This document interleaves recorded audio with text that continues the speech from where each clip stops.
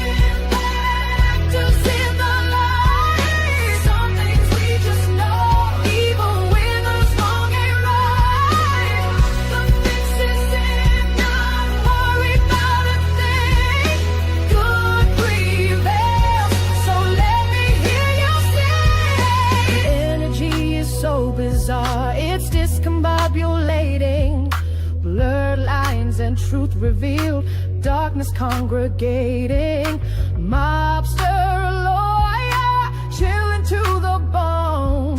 What on earth would you not do to bring fiasco home? The fix is in the actors in the line. Some things we just know, even when the song ain't right. The fix is in not worry about a thing. Good prevails, so let me hear you sing. But none of it bears relevance. Parsing out the parlance, 47 down to 10. What's done is done, and here we are again.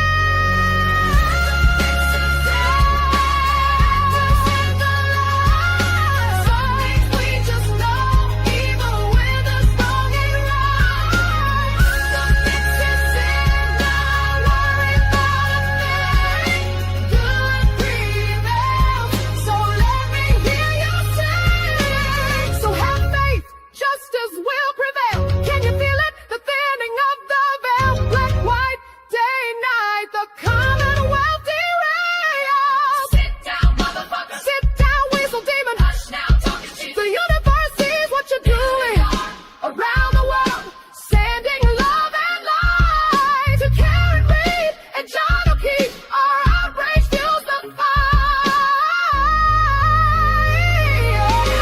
The fix is in the actors in the line. Some things we just know, even when the song ain't right.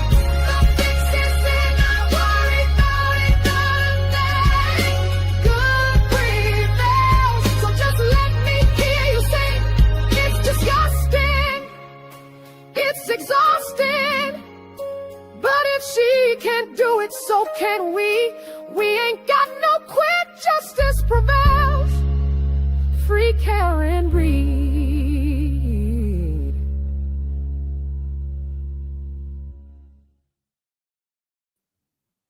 Oh my God, I love that so much. Hey, Shorties. Wow, big Shorty. Yikes. Hi, good to see you. Thanks for joining. Free Karen Read. Do you love that song? I love it so much. Thank you, Ms. What the Fuck. Amazing. Sit down, motherfucker. Sit down, weasel demon. The universe sees what you're doing, right? Yes, Steph. Non-stop repeat in my brain. Can't get enough. Thanks, Pammy. Inspired by some pearls of wisdom and insight from Ladies Elder Kelly from her last week, one of her streams last weekend, and it just out of my brain. And I had a vision, and that was the first iteration. Love, 10. Hi, colors. Hi, Kathy. Hi, butterfly. Princy's here. Pammy says hi. Laura, hi. Grass is green enough. Hi, Steph, my wife. I'm resisting the glasses, the spectacles, and my brain's going, can't really read it. Red finger number 1 from Salty Sleuth investigates. Guess who's backstage? We've spoken to our friend, Salty Sleuth investigates, after week 1 of the Karen Read trial, after week 3 of the Karen Read trial. And here we are. Wait, I didn't check my microphone. Fuck. Pause. Walk and talk chat. No, it's on the right one. Huzzah. And here we are at the end of week 5, and it's time to check in with Salty again to see where she's at. If you're not aware, wait, how about I talk to Salty about it? Because she's backstage. And last time I did this, she didn't. Wait, what? That. Hey, Salty. Hey. Good to see you. Thank you for joining. Oh, you're welcome. I'm happy to be here. Can't wait to pick your brain a little bit. So short week in court this week. So you had a reprieve from 5 full days of trial coverage because you've been covering the Karen Read trial on your channel, yes? Yes. Yeah. I'm glad. I was happy for the break, but I don't know if it was good for the trial, I don't know. But yeah, it was a short week. It was crazy. Yes. And they were all kind of, I mean, there's other, I'm sure there's other things to life than the Karen Read trial, but particularly for you, Salty, you're a newcomer. You're not as heavily invested as many or most of us are in the Camp Shorty community. So just for anybody who hasn't watched our first couple of episodes where Salty and I have talked, Salty hadn't watched the first trial or anything at all about, other than a few snippets here and there that you happened to catch, right, Salty? Right. Mm-hmm. I And followed it then, loosely, kind of, I mean, I knew kind of what was going on. I had seen the photos of his injuries and that they were saying that it wasn't caused by her. And so I knew about all of that, but I did not watch the first trial. So I was kind of going in blind with a lot of things here. and you're very, you're big on facts, big on Yeah. documents, big on evidence that's brought into the trial, whatever the trial may be, and from there you like to see what the prosecution serves up on a platter. And so you came into this with that same mindset, right? That was sort of how I was in for the first trial. Yeah. I mean, I needed to see for myself, what is this all about? Why was this trial so hard to figure out the first time? Why are we doing it again? Right? Was it that bad? And so I wanted to see all the evidence laid out before me. And it feels like the state's about to wrap up soon. So yeah. So I think it was after week 1, you're like, I mean, I can see a world where perhaps Karen did accidentally a manslaughter thing, back up and in some way connect with John O'Keefe, but you didn't really seem to ever be there for intentional second-degree murder. No, Same. I never even understood why. I understand now why she was charged with that. Doesn't make sense, but I get because it was the grand jury indictment, and I know why. Because certain players went in there and made certain statements. So I finally got to why they did it, but I never will get to she intentionally did that. So I was at a point where could this have been an accident, right? They were drinking. Did she not see him? Did she back into him, not realize it, and take off? State hasn't proven that to me either. So at the end of week 5, with by all accounts, probably only one witness left to testify for the Commonwealth. That'll be Judd Welsher on the accident reconstructionist from Aperture. Potentially, because they have a few others, like they're the Commonwealth's dog behavioral expert. Is that no, he's the rebuttal. So let's assume there's only one witness left for the Commonwealth. Perhaps there's one or two more.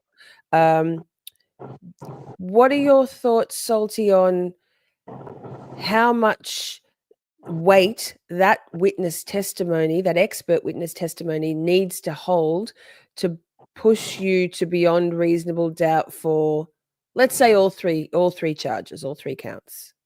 Well, right now, I have strong reasonable doubt already that the state's case is what they say it is because of everything I've seen and evaluated so far. And it just got it got even more messy as time went on, I felt like. I get what they were trying to get ahead of and what they were trying to prove, but I mean, I got a whole list of stuff they have failed to prove points on, right? I Have you get got where they were going, but they've yet to prove anything to me at all. so you like at this point in a trial, I know you've been a trial watcher like me for a long time. You watched the Mhm. O.J. Simpson and you know, Casey Anthony, all the big ones, and I'm sure Oh, many in yeah. between. So at this point in a trial, at the very tail end of the prosecution's case in chief, there should be some clarity, right? You would think so, and I'll tell you, I know people don't like talking about it, but I'll always go back to the Casey Anthony trial. I knew after the defense started their case, not even halfway through it, I knew she was going to walk because the state failed to prove their case. Mm. They failed miserably, in fact. And the state here has tried to get me to get on board with the things they've said. And you can, but then there's way too much that's like, no, no, no, no, no. You know, no. There's just too much each step of the way. Too many questions from the witnesses that were involved, to the evidence collection, to the ties certain individuals have to other individuals. There is a lot there. Now, I know that the state, you know, the defense doesn't have to prove anything, but the defense did walk into that courtroom and tell me a whole alternate story. And I'm going to need to hear from a few people to get me there as well. At this point, I don't know what happened to that man or how those injuries were sustained. Because the state Uh, didn't prove to me how how he received those injuries, right? No. In fact, Like, there's been a whole lot of ambiguity and vagueness with all of that. I mean, think mm-hmm. about the medical examiner. I don't believe it all blends into one for me, but I don't believe she spoke at all about the abrasions on Officer John O'Keefe's arms. So she spoke about the head trauma and Yes. and the hypothermia, which I Well, feel I like there's noticed potentially reasonable doubt when poked she into was that. when she was testifying, the prosecution continued to ask about neurosurgeons being different than ME. So I knew there was an angle with that. And she testified to, I wrote down the stuff she did say. It's what they don't say sometimes, it's super important as well. One thing, Absolutely. two big things they haven't proven to me yet beyond any, I mean, no cause of death, time of death. Those are two big deals they cannot pinpoint for me. Thawing of the body, the body's temperature, the da da da da da, the hours out in the snow. Y'all can't even tell me how long he was out there, right? I know you're telling me about his phone temperature and his body temperature, but it's not computing well in my brain. I've got a lot of, unfortunately, I got a good history with some of these types of doctors, including the neuroscience doctor, the Wolf, brain like the real doctor. thing. Yeah, the brain guy. Yeah, Yikes. I've had some, there were things talked about during that testimony that I honestly tuned out because I just didn't want to hear it because I already Mm. know. I didn't have a problem with the doctor's testimony or his depiction of the injuries. Here was the biggest takeaway for me, and I don't know why the defense didn't point this out more because as a juror, it was the one thing I noticed. Okay, I'll buy it. The back injury and the front injury are two separate injuries caused by two separate things. I clearly get that. But what Mm. you can't tell me is what the back of the head hit, a hard frozen ground or a hard floor. Or potentially even my theories. A lot of people in who watched the first trial and were well versed in all of it, there was probably, I reckon, maybe a 50-50 split of people who believe that whatever happened in the basement at 34 Fairview, Well, and that John yeah, fell back and hit his head on something. The other half, exactly. and I'm in the other half. I'm of the What opinion that somebody clocked hit him on the him? back of the head with something, Well, so and it was I in. was Yeah. wondering, let me ask you this. Do you think there's a possibility he was punched in the eye, causing the abrasion, and hit so hard that when he fell backwards, he hit his head on back of the floor, knocked him out? Mm, Is that when they're like, oh shit, could be. that was the oh Uh, shit moment? yeah, I Because think so.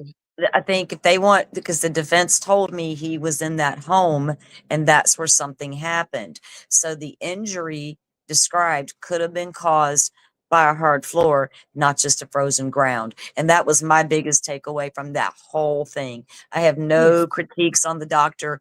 Doctors are what they are. They're all arrogant assholes. I've had to deal with too many of them. You know, Hmm. I've had to, you don't come in my kid's room ever again. Goodbye. I've dealt with it. Mm. But I listened to what his medical stuff was about. And yeah, I just don't buy that that was caused from a hard frozen ground, because nobody can tell me again how frozen that ground was. I remember listening to that testimony intently and taking notes on the frozen ground that night, right? The thing Those are is, the though, key that if it was on details to the, me. I got to yes, know how the these thing. injuries were caused and what could have caused them. But and even that there, right there, Salty, that's reasonable doubt in and of itself. And no Yes. mention by Dr. Wolf, the neurosurgeon, of. I mean, Hank Brennan didn't ask any questions whatsoever about injuries that may have been sustained to the rest of John's body to indicate some sort of vehicle pedestrian strike. They just spoke about the Well, back of the head, which again goes to that what they don't ask and what the things they leave right. out are as I telling think as they what they wanted me, do. because I felt like they were honing in on that to get me to believe that when she allegedly hit him, it throws him backwards so hard, he slams into the hard ground, causing that fracture and causing his unconsciousness. I know that it's different for every person how long you will lay there unconscious. You can Mm, lay there for days before you're pronounced dead if you got brain activity or if you've got a little bit of body function, right? right. With even no brain activity. I've watched it with my own eyes. The Mm, body is laying there alive, but there's no brain activity until you decide to turn that machine off. So you can also get up and move around and not even be aware of it, right? So all of mm, that set aside, what caused the injury, and they can't tell me. So right. there's reasonable doubt for me right there, because I don't line up any of the injuries they've described to me so far. The cut, the abrasion above the right eye, the raccoon bruising of the eyes, the fractures they spoke of, the blunt force trauma to the back of the head, the injuries I see to John's arm. They have yet to explain. Hey, they told me it was done by these broken pieces, but I don't buy it. I've not seen super evidence of that yet. Um, and the lack of damage to the lower extremities from the waist down to the feet, legs, a whole from Yes. waist down. There's Yes. nothing. And Well, so, even from it hasn't been really made hugely clear because Hank Brennan's questioning is kind of evasive. But in the first trial, they really did drive home the fact that even Lally, I think, did it with the medical examiner, that there was no injuries uh, right. below the neck. There was the only fracture was skull fracture and his occipital bones. Yeah. Um, Mhm. and how do you get broken eye sockets from And a you would car think that strike? if there were other injuries to the rest of his body that were worth mentioning, they would have done it this trial as well. Like a fractured leg, a broken arm, a broken foot, whatever, a broken damn toe. They're going to want me to know, and they haven't said a word about that. So there's telling me there's no damage to the lower part of that body. So was he Mm. bent over holding this cup, and the only thing hit was his arm and his face? And then when he flew backwards, boom, no, I'm not, that is not, in my mind, is not working. No, and even if that was the case, even if it was a glancing blow by the vehicle, to some part of his body, because it couldn't have been his face, his it couldn't have been. There Yeah. would be even just a glancing blow. 24 miles an hour is quite fast, right? And that's the speed they've claimed And that yeah. there would be bruising or Well, a even that, Lisa, broken if you bones think and about that, ligaments. when you got the arm, if they want us to believe his arm was held where they say it was held, that would have pushed that arm against his body. That upper Yeah. body would have had some more Or bruising some or a crack. shoulder, Yeah, a dislocated shoulder or exactly. whatever. Yeah, Right. And so yeah, if you just base it on the evidence presented in court, it stands on its own right. in my eyes, Yeah. because that's what I'm, basing all of this on. And those are my things that bother me. If I was a juror, I would have questions about this stuff. And I'm waiting to see what the defense will come and tell me now when they get their turn. Because, everybody's like, well, why didn't they ask? Even I said a couple times, well, they should have done, why didn't they ask this or drive that fact home? They're setting up their story or setting it up. They're just going and rebutting, the witness that the state presented. Are they going to bring some of those people back later? Right. Mm, Because there are some key people that I need to hear from if I want to buy the people in that house are horrible people and did this. I kind of need to see them on the stand. I don't kind of, I need to. So I'm waiting, so on the yes, I defense. heard. I got a list of people they need to call for me. Yes, so what is your list? Tell us your list. So let's It's not even long, I swear. I need to call Jen McCabe back because we got some more questions for her now. We got more discrepancies that came out about you, ma'am. So we're going to need to talk to you just a little bit more. I got some more questions. And I also need to speak to your husband Mhm. because apparently you and him saw the same exact thing out the window and the door that Nagel did not see. So I need to hear Mhm. from you too, Mr. Cell Phone Data Dude. Let me just call you that from now on. I also need to hear from Brian Albert. You owned the home. You were also a Boston Police Department officer. You owned the Right. home.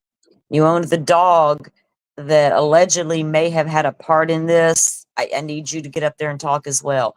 And I need Mr. Brian Higgins to take the stand because somebody better get fucking jiggy with it and tell me when your Jeep left that house and why you tore up your phone. So that I Right. cannot find out now where your Jeep was at that whole entire night. Yeah. So I got it. Right. And I also need to hear from the accident reconstruction team. I got to hear that too. Right. Crash So studies. yeah, I'll be those are the interested to main see. things. I'll be interested to see, just on a sidebar, Salty, with the crash daddies. I know you don't think, who was it? I can't even remember who we were talking about in your chat. Oh, it's Ted Bundy, etc. Like, you're like, I don't think they're good looking. I mean, you've seen Dr. Wolf? Yeah, they've in Oh the yeah, voir he's dire. a cutie. Do you think He's a he's good looking? cutie. Yeah, Yeah. it takes a lot for me to go, oh, that's a cute. I mean, he's a young, cute, hot guy, isn't he? He's like, oh, he's got like a little squishy face. You could just like, oh, but yeah, yes, and he Yes. actually is probably one of the best looking guys I've seen in a long, long time. Ooh, snap, Salty. So there we go. Yeah. We found your kryptonite, huh? Hey, Speaking of, and Arthur's that my says a kryptonite. lot. Y'all know me. I don't be looking. I don't give a shit. But yeah, he's actually quite handsome. He is, and smart and pretty. We His love beauty and smile, brains. yeah, he's got that Yes, yes. smile. You're just like, oh, come here, little dude. Come here, baby. So back to that, the tail light Cougar and the arm time. thing. So yeah, the tail light and the and John's arm. So here's the thing, and I wonder, because to me, there's no Lexus nexus between. So if it's an intact polycarbonate tail light that Yeah. hits John's arm somehow, then that's going to be a bruise and a broken bone, not multiple scratches. The And multiple those, scratches would come from a broken, already, like fully shattered, right? I have a problem with the look, those wounds, the way they look. And I know they've already testified to all the stuff. I listened to all that. They just do not look like they line up with scratches from some broken taillight lenses.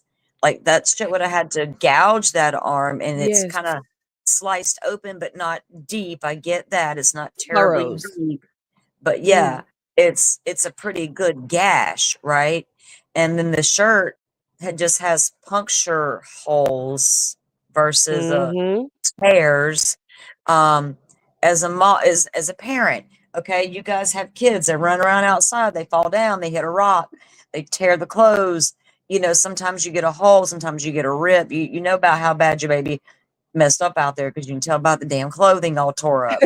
But I'm seeing little holes, and I'm like, it's just I can't even trust how the damn taillight pieces got into the clothing at this point, right?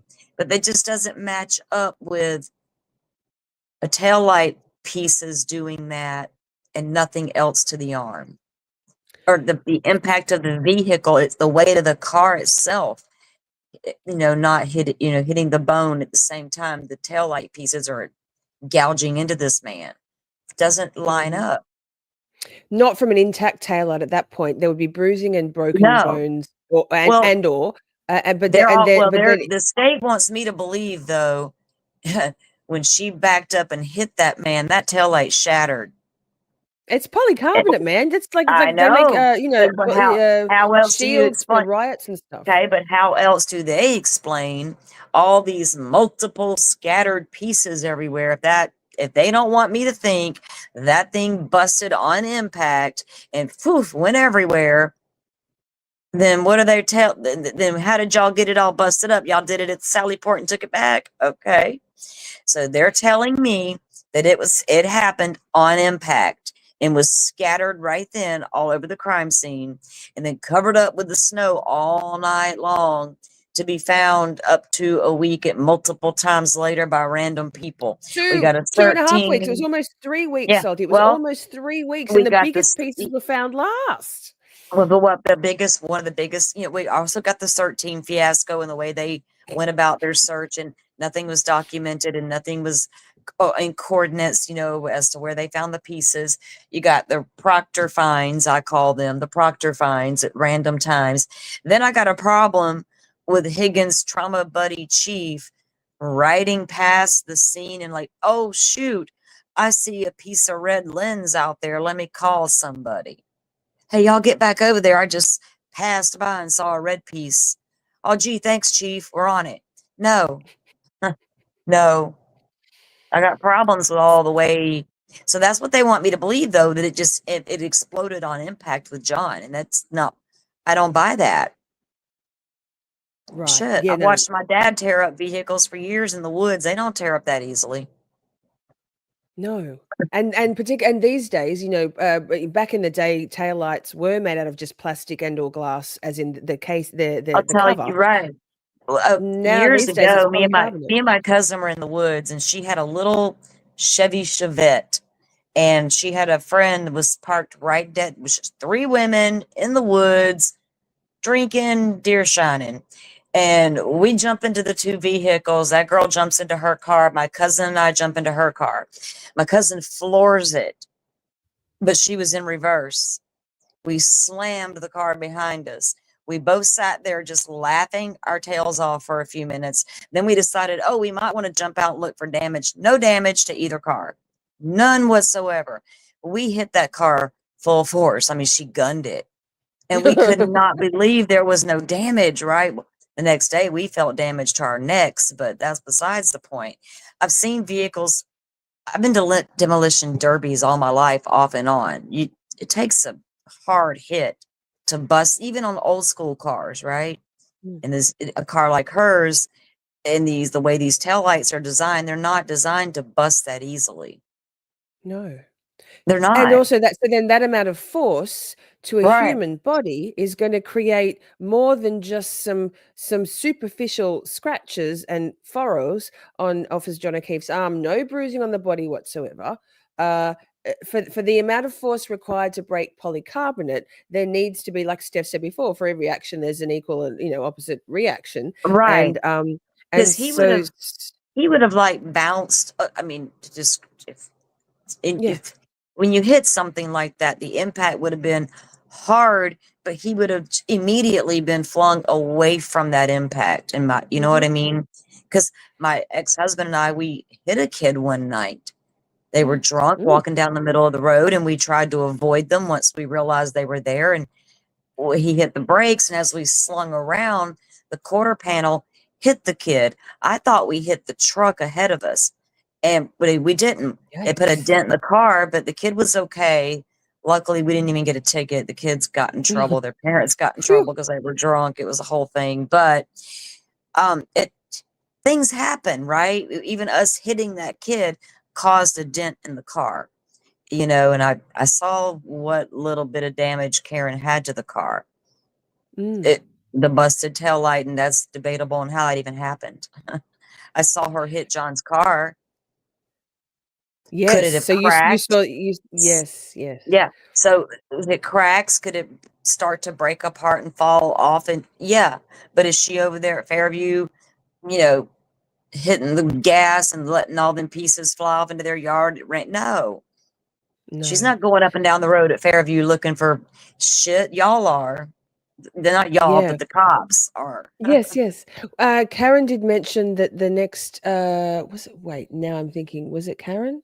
Yes, she with the private investigator the next day, because David Yannetti, I think I'm recalling this correctly, Yannetti got her to drive back with the private investigator the next day and did a Right. real slow cruise by, but that's the only she you know, she Well, was and that's normal, red right? hot That already. yeah, Yeah.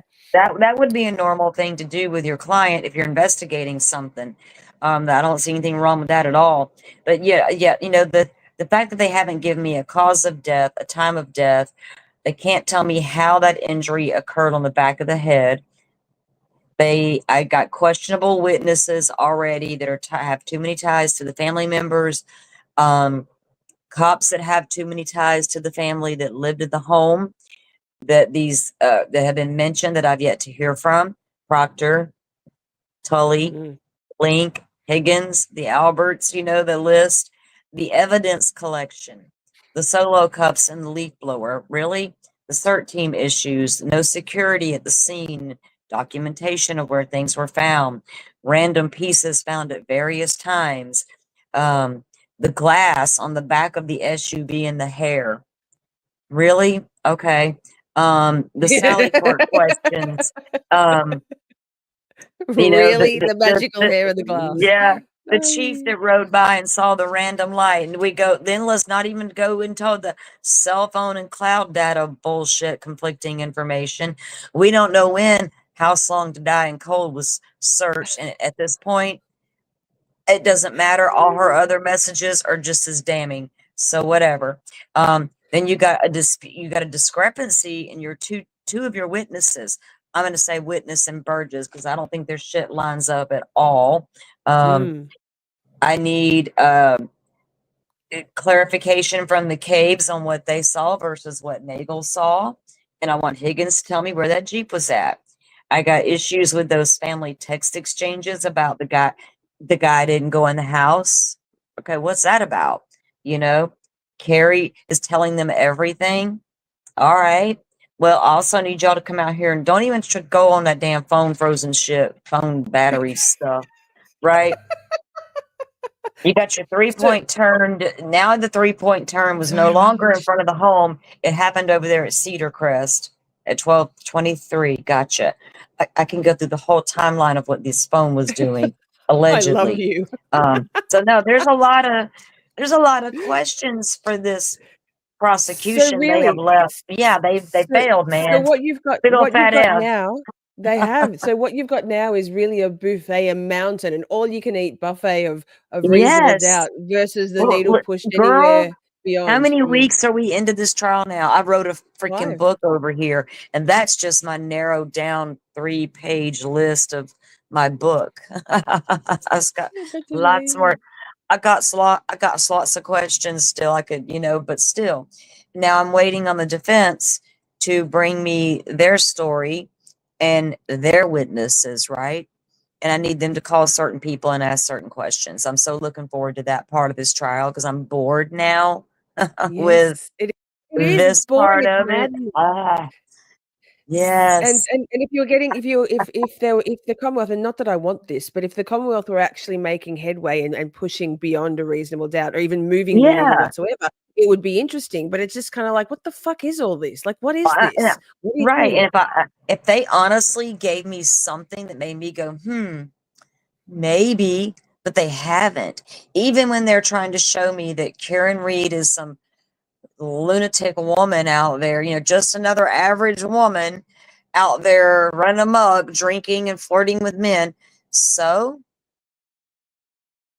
what's that got to do with anything? Nothing in those messages with Higgins said, I want him dead. I'm better off with John gone. I wish John was dead. I'd kill him if I could get the chance. Will you help me? None of that. None of it. Just a None of it. flirtatious, a lot of talk about what they're drinking, what they like to drink. Gotcha. Got it. Didn't damage my thoughts on Karen Read.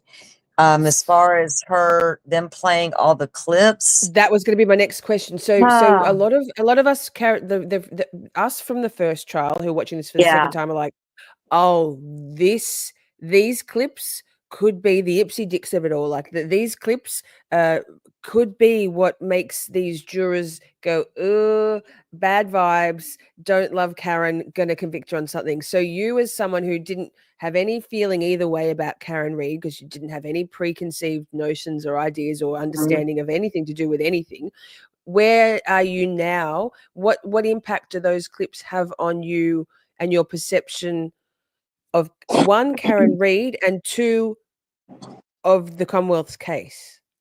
Well, as a juror, if I was sitting there looking at Yes. it after watching a lot of them, I'm like, why is this woman on Dateline? Got to be a high profile case or she wouldn't be on Dateline. Mm-hmm. Then I was like, she probably shouldn't have went on all those shows and did all that talking. But did it make me feel some kind of way about Karen Read? No, because I felt like a lot of it was out of context. I didn't watch, I think I might have watched one show she ever did through the whole process of all these things. And I don't remember even having a takeaway from it, except what's this woman doing talking to the media like this, right? Right. Because I know how it works. But even as a juror and as a woman, they didn't affect me because this evidence is what I need to look at. Um, sorry, I'm laughing because what the fuck just sent me a private message going, I'm going to start sending you screenshots of what it looks like when you squint trying to read without glasses. Lol. I'm like, fine, Girl, I'll put I my can't. fucking glasses on. Yeah, I can't even squint to read. Everything's blurry if I don't put my glasses on. It's still blurry with them on. I just look less cute. Fuck, but okay, Yeah, fine. Vanity's a curse, yeah. salty. Vanity's a curse. um, so Oh, but that's good then. So basically, and I mean, I presume that the voir dire of the jurors impaneled a jury of commonsensical, a jury of Karen's peers. So they will have those same kind of inferences from those clips. Like I keep mm, saying, like, what the fuck is not a variety show, Hank? Like, and this is so out of context. Some of the clips are clipped, like literally cut off mid sentence, so you can tell she's halfway through. right. Hybrid. So good. Well, I'm glad that it's it's not strange swaying you. because I'm getting my takeaways from it, and then if I go and troll the Twitter for a minute, there are people that Oh, there it believe is. that the state just laid out a beautiful case or a great comeback, and I'm like, is that really what they thought? And then I have to think about like the Delphi case, for instance. We didn't get to watch that or get audio, Mm, but we had great reports from Andrea and Bob at night and Lawyer Lee and things like that. yes. Um, and so things that I thought the jury would want to know and questions I thought they would have, they apparently didn't consider at all. So it's hard to gauge a jury. And there's only a few people out there really reporting on this jury that a majority of them are young and what they seem to pay attention to and take notes on, right? So I wondered also this long extended time off, they're not allowed to have their notebooks like me, but are they thinking about these things, and is it giving them extra time to really consider, especially the time discrepancies on on the events, right? The Karen's backup and when John's phone stopped. Did it really stop, or did that man keep moving after you said he stopped? Because this guy over here said he did, right? Or what are the jury, thinking at this point? I don't know. It's crazy. I hope they're Well, thinking hopefully they're like me. thinking like what? Yes, Yeah. hopefully they're And thinking like basing it you. on, yeah, and even taking into account, they're shown these crazy clips, um, and these text messages. I feel like I know what they're trying to do. They're trying to set it up. She's a vindictive woman out for blood because we got her charged with murder. But I feel like they would have had a better case if they'd have said she accidentally did this. But then again, they haven't even proved a vehicle did it. Right? They Right. can't get me there on that. So hopefully the jury's basing it on the facts that they're bringing out, and not just Right. Karen Sorry, Read the dogs looking keep bad barking. on the Someone's screen, right? Not sorry, I just keep her. muting myself and the dogs are barking. Sorry. Oh, you're good. You're good. I got one running around here too. She's being good right now, but she did bark a few minutes ago. But I don't know. I hope the jurors have some of the same questions, and their perception of the attorneys matters. And I felt Yeah. like, So what's your perception of so, Hank Brennan then versus like let's just go because uh, mostly we've had Alessi lately, particularly, and Hank Brennan. So what are your thoughts on those two as a juxtaposition? Brendan doesn't come off as a real likable guy, because even with the little timid expert, the last expert we had, the little girl here that she was just doing her job. She tested what she was given. The defense didn't come at her hard. They came at her the right way, and they questioned evidence that, like, chain of custody before she got it, right? They kind of went there with that. But he got up there and was kind of like a hard ass with her a little bit.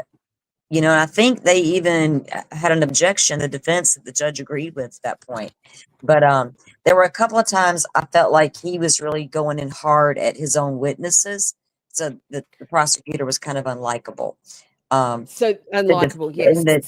And the defense attorney, I felt like he was really good. And there was one day that I can't remember which day it was. It was one day last week. He just seemed off his game. There really wasn't a lot you could say to the expert that was testifying. It felt like they were just buying time, in my opinion. It was just weird. The whole day was, and it was just like, I was like, oh my God. But everything else about him, I felt like, is thought provoking, right? And that's what you want. You want to be a storyteller, and you want to make those jurors think. Because I know you quite you liked Hank Brennan's opening statements, right? Uh, well, no, it's not that I liked them. It's just I know what he came out and said happened, right? And okay, now, well, you come out strong with what you believe happened, but so did the defense, which was a totally opposite thing. So now y'all got me like, oh, which one was it? It is not Which even a makes sense. matter. It's Yeah, yeah. it wasn't even a matter of this car hit him. Was it an accident or murder? It's not even that. It's like, oh, that didn't even happen. Okay. But so they've come out, the prosecution, and tried to convince me that that did happen and that it had to be in cold blood. But I'm like, y'all are so far from that. In my eyes, it's not even funny. It's sad Right. because, will John O'Keefe get justice? If there's even any, if she did it on accident, there's no justice to be had. There's a woman who No. made a terrible mistake on a terrible night, and it is what it is. But that's not even appearing to be what happened.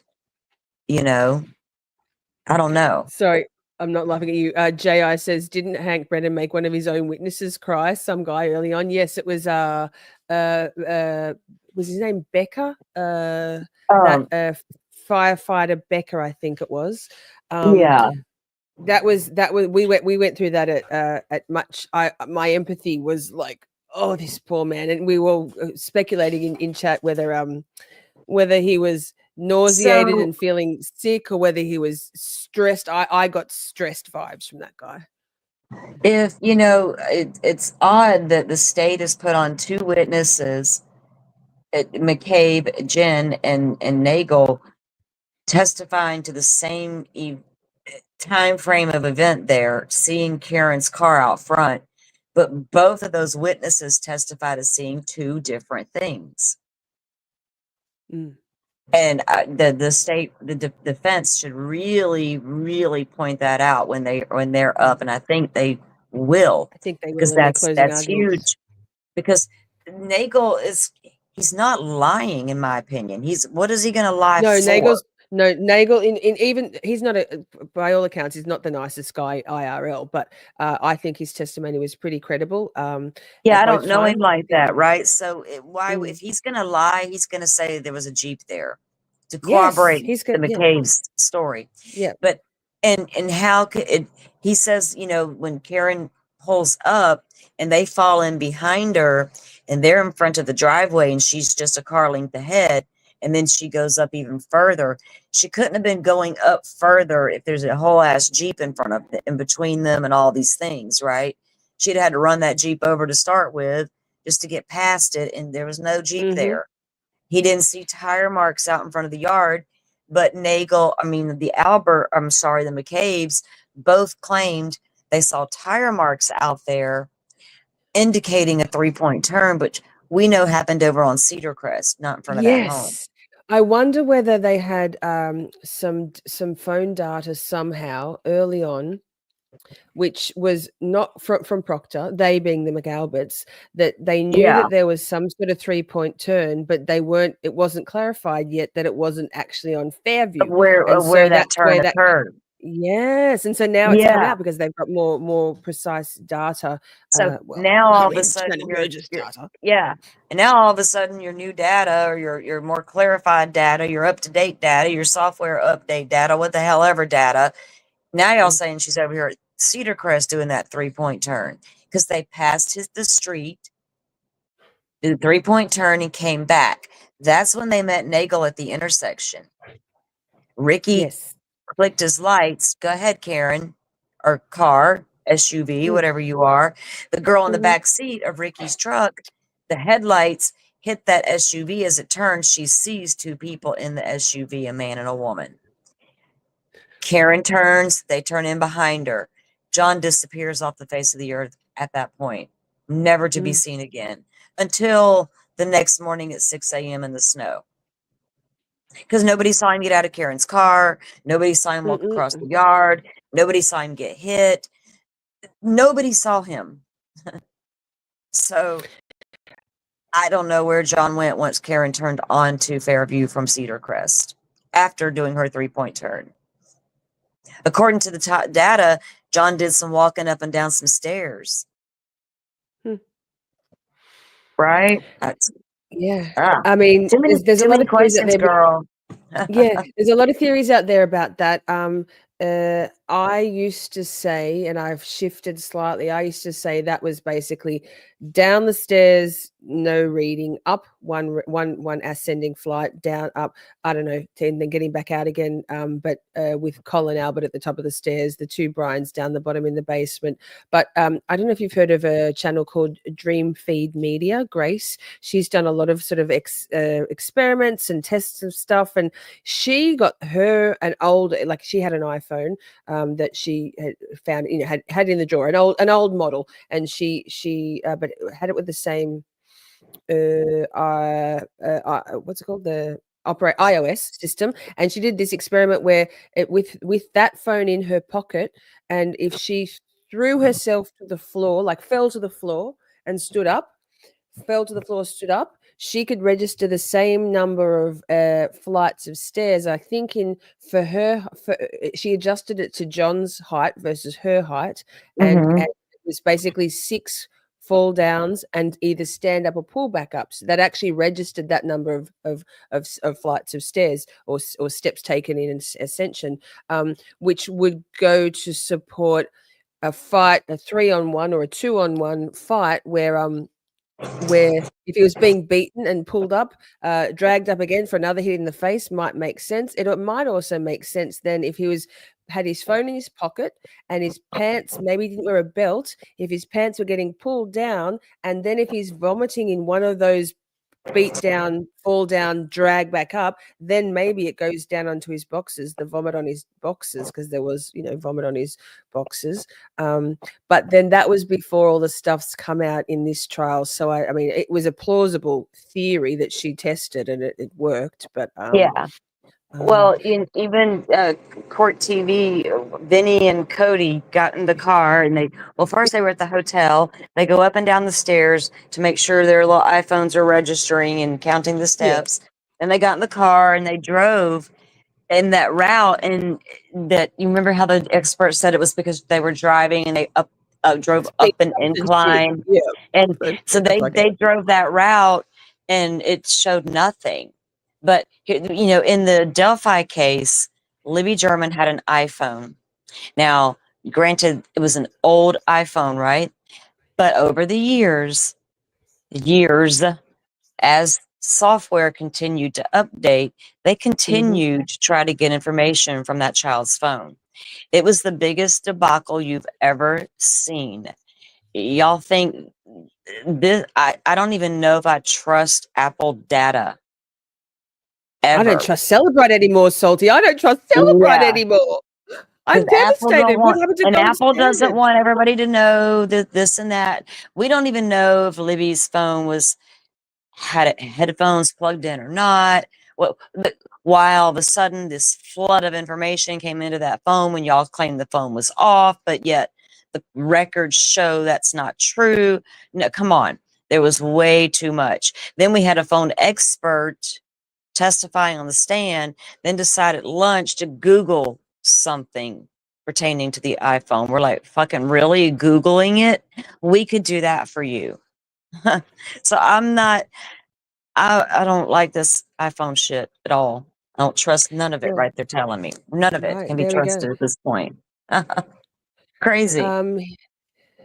Hidden metadata says, does anyone know why Brennan didn't call Ricky Dantano when he called Ryan? I think he did a pared down like witness list. He had everyone on the list, but didn't call everybody just because. So why not call people to court? Okay, well maybe he didn't call Ricky because he would testify to no Jeep. I don't know, and maybe they were just doing why not have Matt McCabe testify as well to corroborate his wife's testimony? I saw a Jeep out there and tire prints out there as well. Well, why not? Are they trying to downplay them? To me, is they're downplaying the Proctor aspect of it, and they're trying to downplay the role of the people in that home. The prosecution, right? Yes. And it became obvious as time went on that's what they were doing. They really want to keep that stuff as low key because I think they know that's all the defense can come in there hot with. These are the alternate players, and here's our alternate theory on how these injuries occurred. So the thing with not calling all of the people in the house, there's been some theories thrown around. God, I have no idea who's been throwing them around, but law tubers, XYZ. That perhaps I think it might have been Kurt from Uncivil. Anyway, Tony can tell me. He's in the chat now. Shelley, Matt is a dud. But the fact that by only calling Jen McCabe and Sarah Levinson from those at 34 Fairview that night, but particularly Jennifer McCabe, and this sort of goes to support my belief that the Commonwealth isn't going for a conviction, never were. I believe they're always going for an acquittal. They've dug in and doubled down and spent countless amount of dollars to prosecute this again. But if and when the jury comes back unanimous not guilty, which I acquittal, because they've put it all, basically it's all hinged on, yes, Proctor and Jennifer McCabe's testimony. So if and when the jury comes back with, God forbid, a mistrial or a not guilty verdict, the Commonwealth can basically Jen and Proctor are the scapegoats. He's the law enforcement scapegoat. She's the, well, you had one job, you couldn't even convince them, it's on you. And so it's that kind of deflection, I think, of and I think that's been some of the speculation by, I can't remember who, on the law tubes, but yeah. Which makes sense to me because when you like when they called everybody, God, it was an amazing show. It was like popcorn central, salty. And I'm going to ask you too, but don't answer yet. Are you going to go back at some point and watch the first trial just to see what all the hype is about? Actually, answer now. Answer now. I have watched parts of the trial because it was coming up in the feed for one thing, but Mm-hmm. there were key people like Jen McCabe, right? After she testified here, then I saw her old testimony. I was like, okay. So then I watched Carrie's old testimony, and because curiosity killed the cat, I watched part of Brian Higgins' testimony, and I thought, huh, that dude, yeah, come on out here, boy. I need you back on the stand. That's what I'm thinking in my mind when I was watching that. I watched Ryan Nagel's testimony from last time, and I did not on purpose. I avoided the Brian Albert testimony for some reason. Don't know why yet. I don't know why. That Brian dude gives Albert's me an the interesting. creeps. I'm a vibe. Yes. I'm an energy vibe person. There's something about him. Can't put my finger on it. Well, I sort of can. I don't like the energy. And that tells me a lot, right? So He's there's something dark is I don't want to just like be like, menacing. He's oh, menacing, right? well, Menacing is a good word, here's I the think. thing. If you look, because there was an early day or a break. I don't remember what it was here at the trial, but we looked back on some of the past scandals from the Massachusetts State Police, like their time card scandals. And there was two big things they were Yes, involved stealing with. time. Yeah, there Yes, was they were putting two down big overtime galore. investigations. There was that. There was another one. There was a couple of things. There were just too many. And then, of course, the Birchmore situation, investigations going on there. There's just a lot. So if you think dirty cops, okay, you just saw what happened in New Orleans. There's a whole story about a dirty cop in New Orleans from years ago. I'm 3 hours from New Orleans, 3.5 hours. It's always been that town, right? Where corruption is just, it is what it is. And so, but the story of what happened in New Orleans all those years ago that apparently is still happening is crazy. And so you got to go out and you got to recruit other officers, right? To be a part of your police mafia, whatever you call it. That's what Brian Albert reminds me of. Is like a Yes. dark, He's a bad dude. there's something about him. Is it mob? He's got dead Is it dirty eyes. cop? Is he paid? He's a recruiter. I don't know. And then you go to the Proctor situation. Um, you got to have more players than just your own little department, right? You got an ATF guy with an office at the Canton PD. So for all these backroom conspiracies to work outside of Karen Read, if you have Boston cop Brian, you got ATF agent Higgins, you got Canton PD Kevin Albert, you Canton got PD clowns. right, you got Gallagher. so then is somebody trying to recruit John O'Keefe? Who's trying to recruit John O'Keefe? What? Sorry, my earbuds are swapping over. If you're talking about bad cops trying to recruit other cops. Yeah, I don't know. Maybe there's been a lot of So, speculation about. and even if they weren't, having officers within other departments is key to make it all work. So I can absolutely see how all these little agencies would connect with one another, right? As far as these departments go, I should say. The Massachusetts State Police, the Boston Police Department, Canton Police Department, ATF office.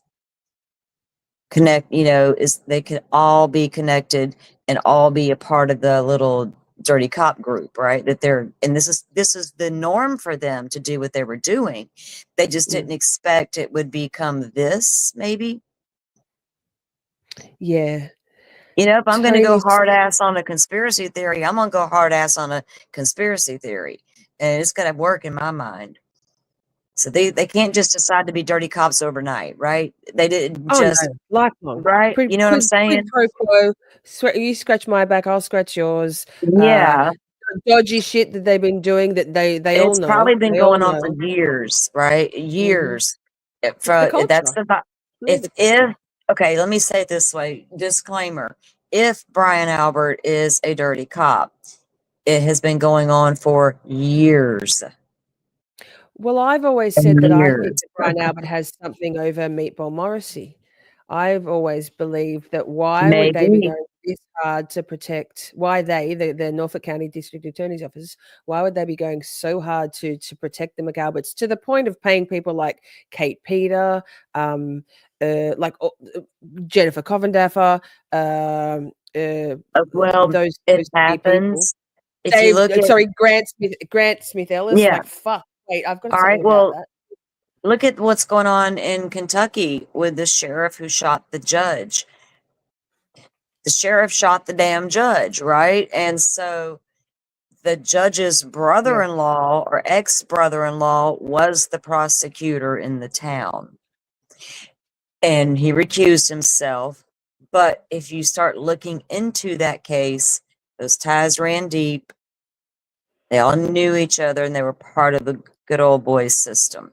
Same effect over here, but in the big Always. city, right? That element of the big city. So then you put like other aspects could be at play, as So yeah, they're going to cover for each other, and especially if they're on the take, right? Mm-hmm. That's what you do. You do damage control at all costs. You status quo. We do what we do, and it's up until now.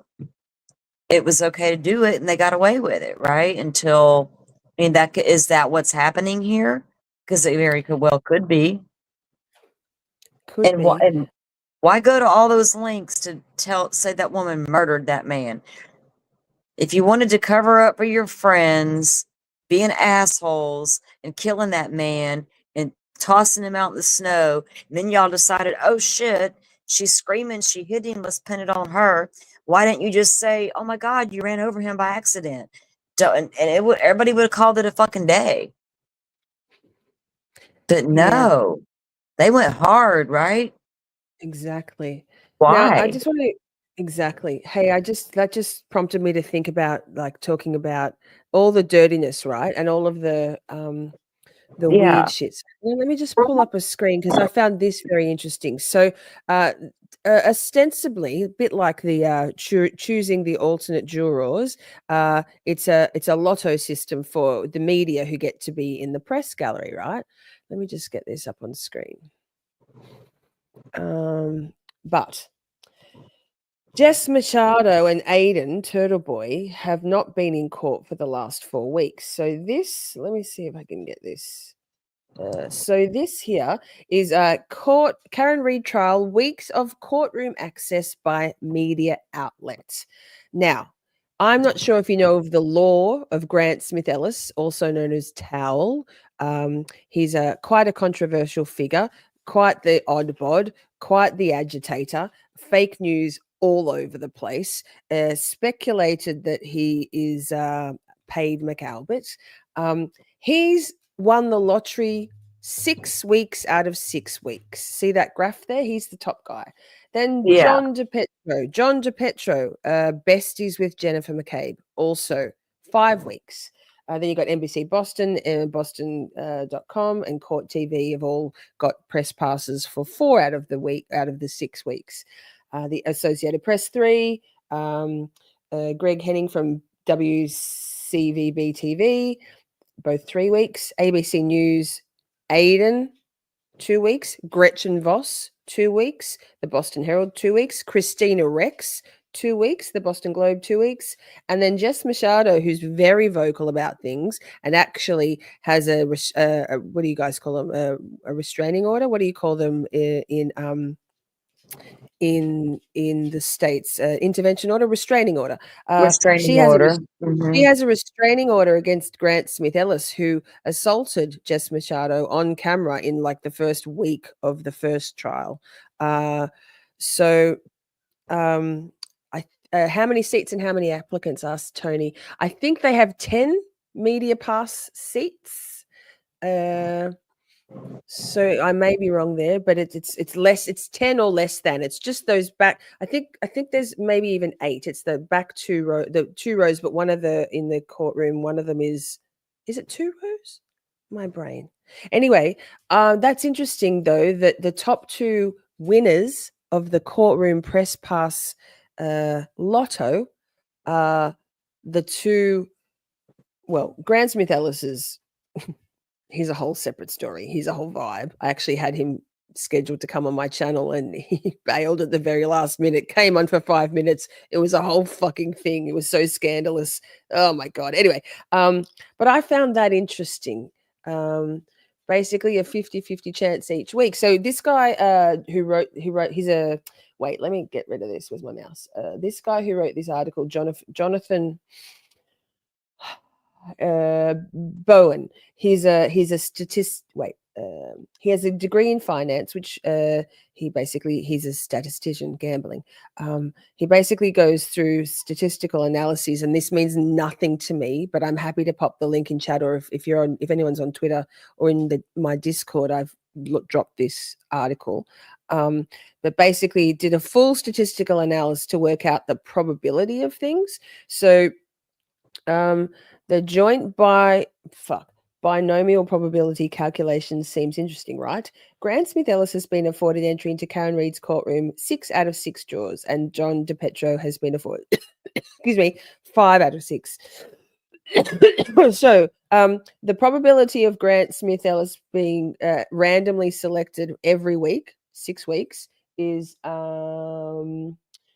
it's a rare event happening in only about 1 out of every 1,220 simulations. That's a pretty rare amount, right?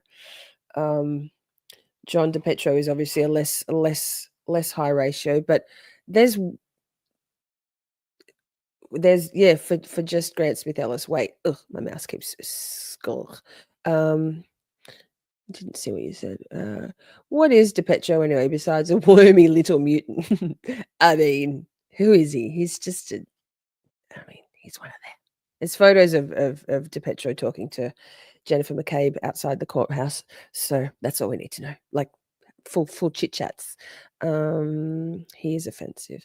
So now also, Salty, I don't know if you've watched this. I know this isn't what I've already spoken to you about. I hadn't watched this. I'm sure most of chat has, but have you watched the BN Trouble tail light stuff, Salty? Where he does an analysis about the tail light? Yeah. You have? I What? haven't. I'm sorry. Go ahead. No, I had to walk away and let my dog in. What was that last part again? Have you watched this? Wait, have you watched this Oh. from BN Trouble 31, the tail light thing?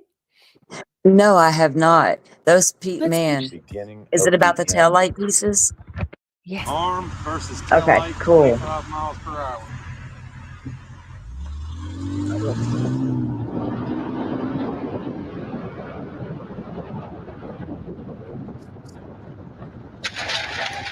Whoa.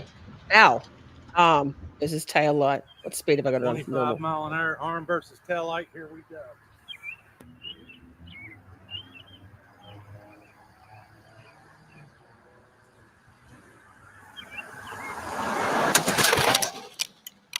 Well, shit. It's not even a real arm. Right on this corner piece, I hit about right here. But if I would have gotten a higher hit, it might not have busted it at all. It would have cracked it, but it wouldn't have broke that whole section off the bottom. But I've got the bottom reinforced. got the sides reinforced. I've got the top reinforced. Might do another one just because I've got the arm and I'm here.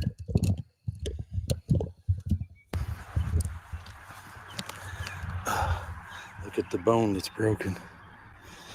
I broke both arms, or both bones. And here's Buddy's arm. He's got a cracked, broken elbow. His elbow is broken. Those two bones in the forearm are completely in two. Tony's not having it. It was just from the impact. His wrist is broken. See the bone dislodged right there? That's gone. That knuckle's damaged. But the fractures right here, those are definitely from the impact, and the broken elbow is definitely from the impact. Many And the wrist breaks. is definitely from the impact. And the bruising that would. Have you ever broken a bone, Salty? How broken that is. That is two pieces. I Ever have broken a bone, not. Salty? I have I not. have. Out of my 4 kids, one did. The baby, he was 4, and his dad had a really tall bed, and he was at his dad's visiting, and he jumped off the bed to go get a juice box. And when he did, he landed on it. He landed and it caught himself on his arm, and his arm was straight out. So it broke the bone between the wrist and the elbow, and at like an angle, right? So yeah, so it was like a snap. It's like his dad told me he heard it. I was like, I don't want to hear no more. That's my baby, you know. You're calling me and I'm freaking out. My baby's got a what? He's my baby out of 4 kids, and nobody's had a broke anything until now, you know. But yeah, so I have not, but my kid has. And Right. So, but you know, when I've had my wrist broken, my ankle broken. There's bruising. There's so much bruising. yeah, yeah. So And I just don't, you know, for that tail light to crack maybe when she bumped into John's car, the angle she hit it at. So you have to take that into account, and the pressure it would have applied at that angle could have caused a crack. But that would have made it easier for someone to come back later and manually bust that tail light out, a large chunk out. Once the large chunk was removed, then you can go to even greater lengths to bust that up. But would there have been a lot of damage? I mean, these are just tell like, did he hit it one time? They removed the whole tail light. Well, speculated that they in the Sally Port removed the whole thing, and I believe they wrapped up John's clothing, wrapped a hammer in John's shirts, and used that to break the tail light. I have this strong vision of Proctor quite gleefully using one of the shirts to wipe up the microscopic little bits, which is what was found in John's shirt. Allegedly, don't believe a word of any of it. But if it was that, I mean, pieces when they okay. So when she arrived on the scene, wasn't the lens all was already removed, right? Already broken and gone. Did he according to Proctor? Yes. According to Barros, he could have taken a large chunk right out of there, and then once he removed that large chunk, he could have smashed it 1 good time, 2 good times, whatever, and broke it into as many pieces as he could get. Because he had to get many pieces if we're finding random pieces all over the place at random times, down to the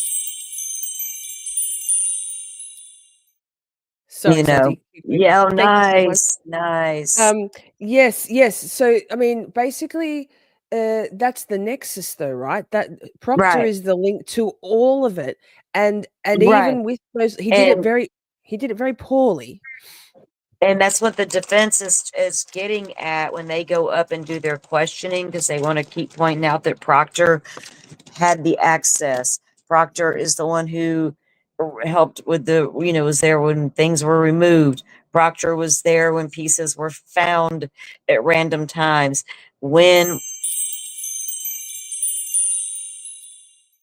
So Sorry, busted that into muted you. pieces.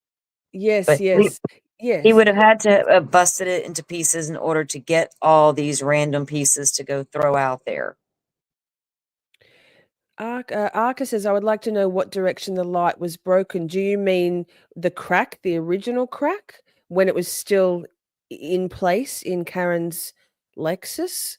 I'm not sure what you mean, Kryptonite. I think it was smashed to smithereens by some corrupt pieces of shit. Thank you so much, Steph and Shunwan, for that. Oh, fuck yeah, memberships.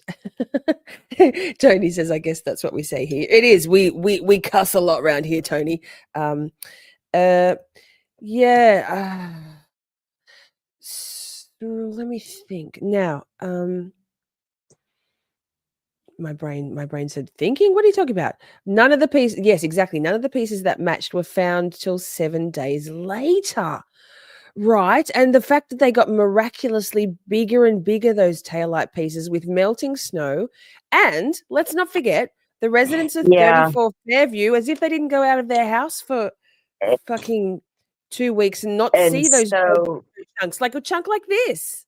in some of the glass, the parts that didn't match, right? And in the fact that they didn't ever go into that home to verify that this glass found outside their lawn didn't match a set in their home, things of that nature, I haven't forgotten, and and there are just certain things that the defense is getting in there that the jury, I hope they're paying attention to those things when they come up, because you're just like, oh yeah, well they also said this or they didn't, so that's because I'm trying really to listen to the evidence, and I'm looking at it fairly, because I'm telling you, if the prosecution had any strong points, I would say it. And right now they have failed on a lot of things to get me there beyond reasonable doubt. And even if they had a good strong indication that that was caused by a car, which they don't have, they still didn't. They really fell short of murder, really, in my eyes, because I don't think the behavior I saw in some text messages between her and Higgins or her and John showed me anything than adults that were a little messy, that drank, and that was about the end of it, right? So I'm interested, Salty, because you do so obviously that those texts either way were impactful to you, because to me, those texts are like a moot point. They don't register at all. But you as a juror, whether or not you're interesting, that to my mind, it's interesting that you're still considering a vehicle strike. That's interesting. No, I don't even know. I'm gonna give it the benefit of the doubt, because the doubt is there, right? Because the state did not they cannot make me believe that a car did that. They fell short to do. That's their. They didn't prove that to me yet, and the defense doesn't have to prove that to me at all. But the defense said that the car didn't even do it. So show me what you Right. think did. Show me what you think did, so I can really, because the state failed to prove that this damn car did anything. So tell me what you got, because I'm more inclined to believe that at this point, right? And So if theirs comes off completely ridiculous, then I'll say it. But at this point, I'm really intrigued by their story. I need to know more. right.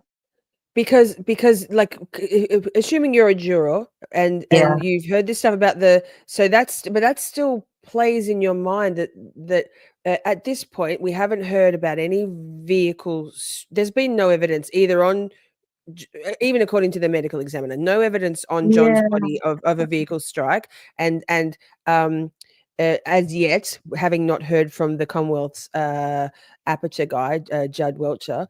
So it's potential that the jurors have all the same sort of unclosed circles about everything, and they're never going to close until wait for us until Yeah.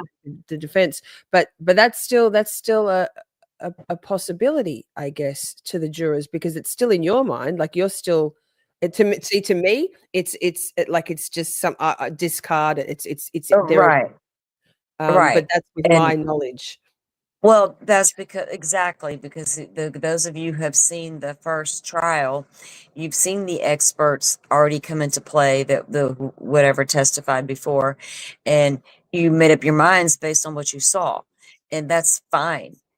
I got to give all that's 100%. You have that right? But like you said, me looking at it like this, what are the jurors thinking too? There are questions. And there are a lot of questions, even going down to the evidence and the collection of the evidence and the chain of custody issues, right? These timestamp issues on these data and these Right. videos.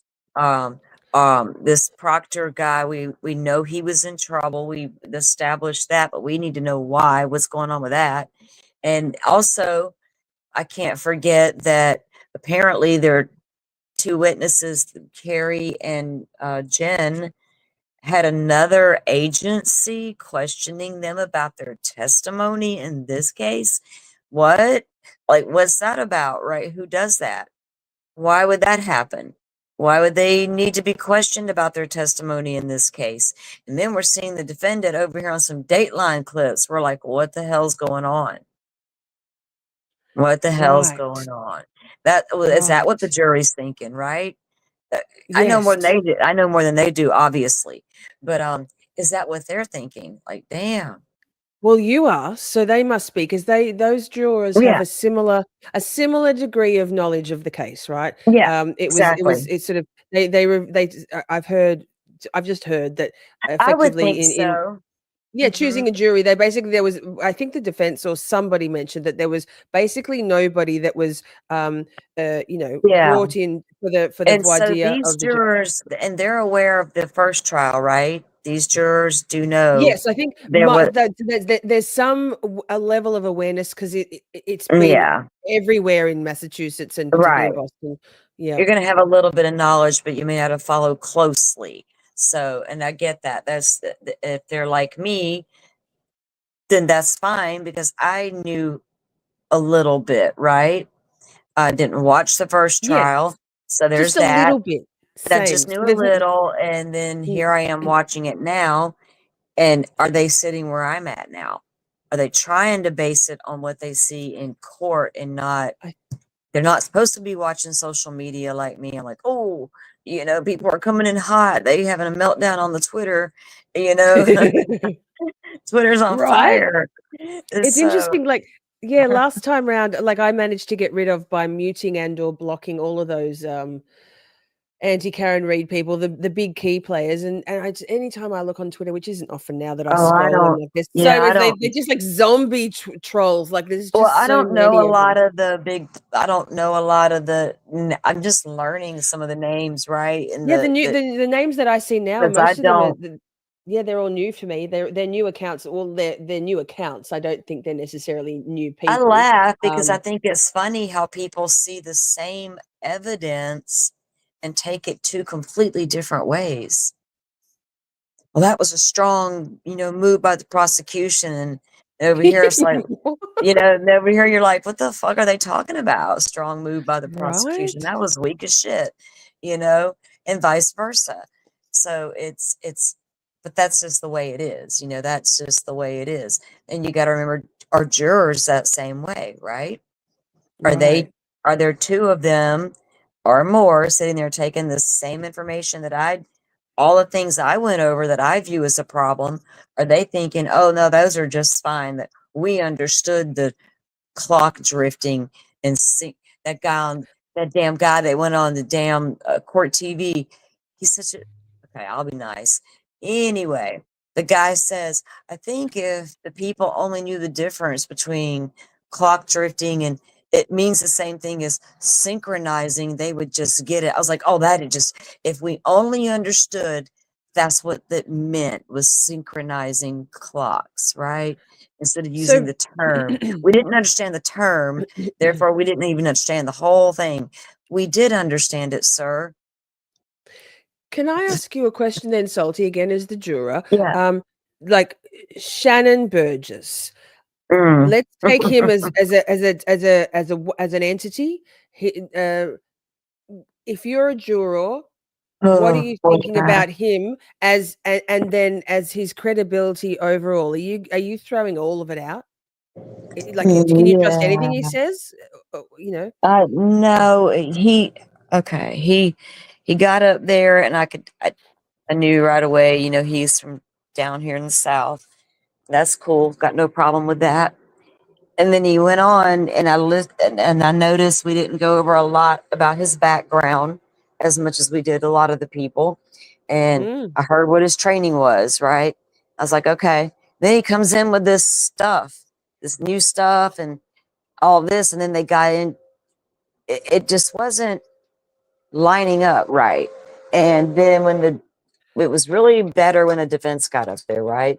Because the Yes, defense was able always. to point out all of the discrepancies, all of the untruths, really, really discredited this guy because he didn't have.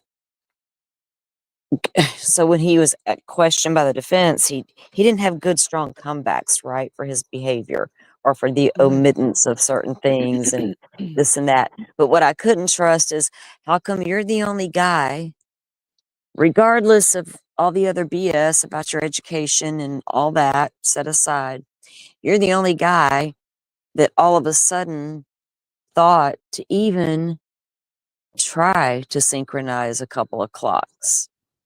So you're still listening though to his testimony after all of that? No, God, no. Because another Can you guy trust told anything he me, says? no, because another guy told me on the witness stand that, because if I'm going to believe what he told me about this adjustment of these clocks and his theory behind it, then so wasn't John O'Keefe's phone still moving after that? Yes. So you're remembering that? Yeah, because I got all that wrote Yep. down. And so that to me, that's going, you got two witnesses testifying to two different things, just like the Nagel and McCabe situation. Right. Now it's Hey, twofold. can I pause you for 1 second? Poor motion to Sure. scream what the fuck granted has just told me in the private chat that her cat's dragged in some poop around the place and she needs 5 minutes to clean it up and we can't do it without her. So shall we play Oh, no.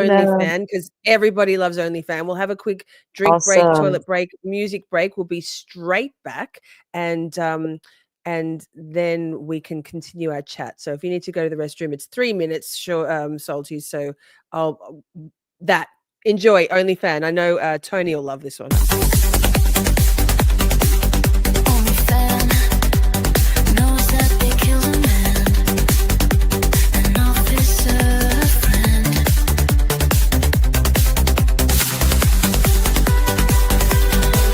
OnlyFan knows Karen's innocence. OnlyFan is outraged till the end. OnlyFan, the shit goes round and round. 34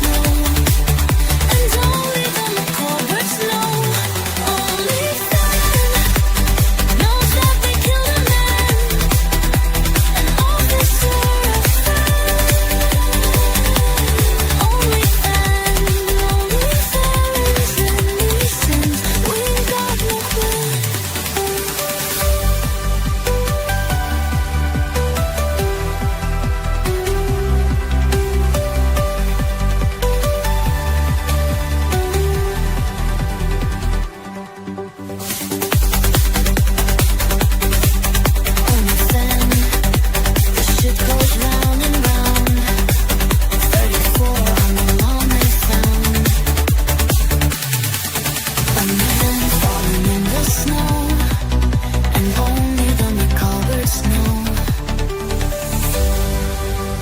Knows that they killed a man, an officer, a friend. Only fan feels Karen's innocent. Only fan is outraged till the end.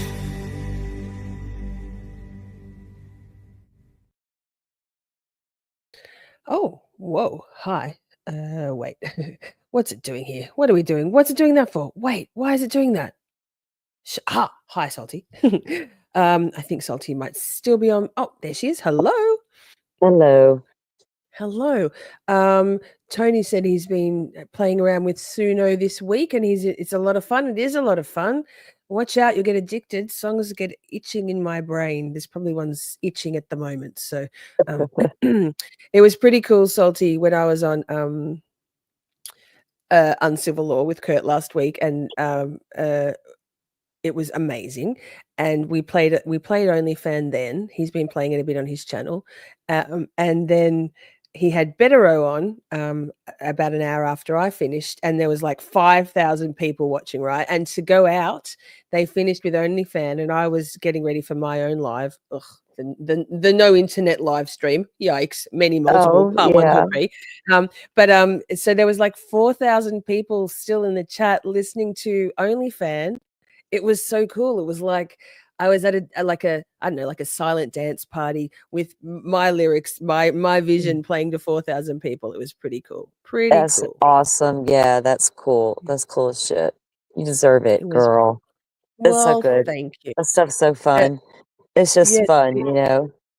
I mean, Hidden Metadata says this sounds like one of my old aerobic CDs. Love it. Yes, I had a vision that it would be quite trance-like, and so I just punched in that's dance. trance. perfect right there. The old aerobics music. Oh my God. That took me back in time. I used to be an aerobics instructor, so me too. Really? I picture Jane Yes. Fonda, right? You picture Jane Fonda and stuff in the 80s doing the aerobics stuff when it first kicked off. It's crazy. It was like a thing.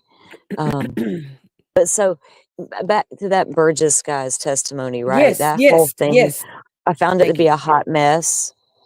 I found it to be conflicting with the other cell phone experts that testified, including that lady that looked like the little mushroom salt shaker lady, whatever her name was. Her, Jessica Hyde, yes. her, yes.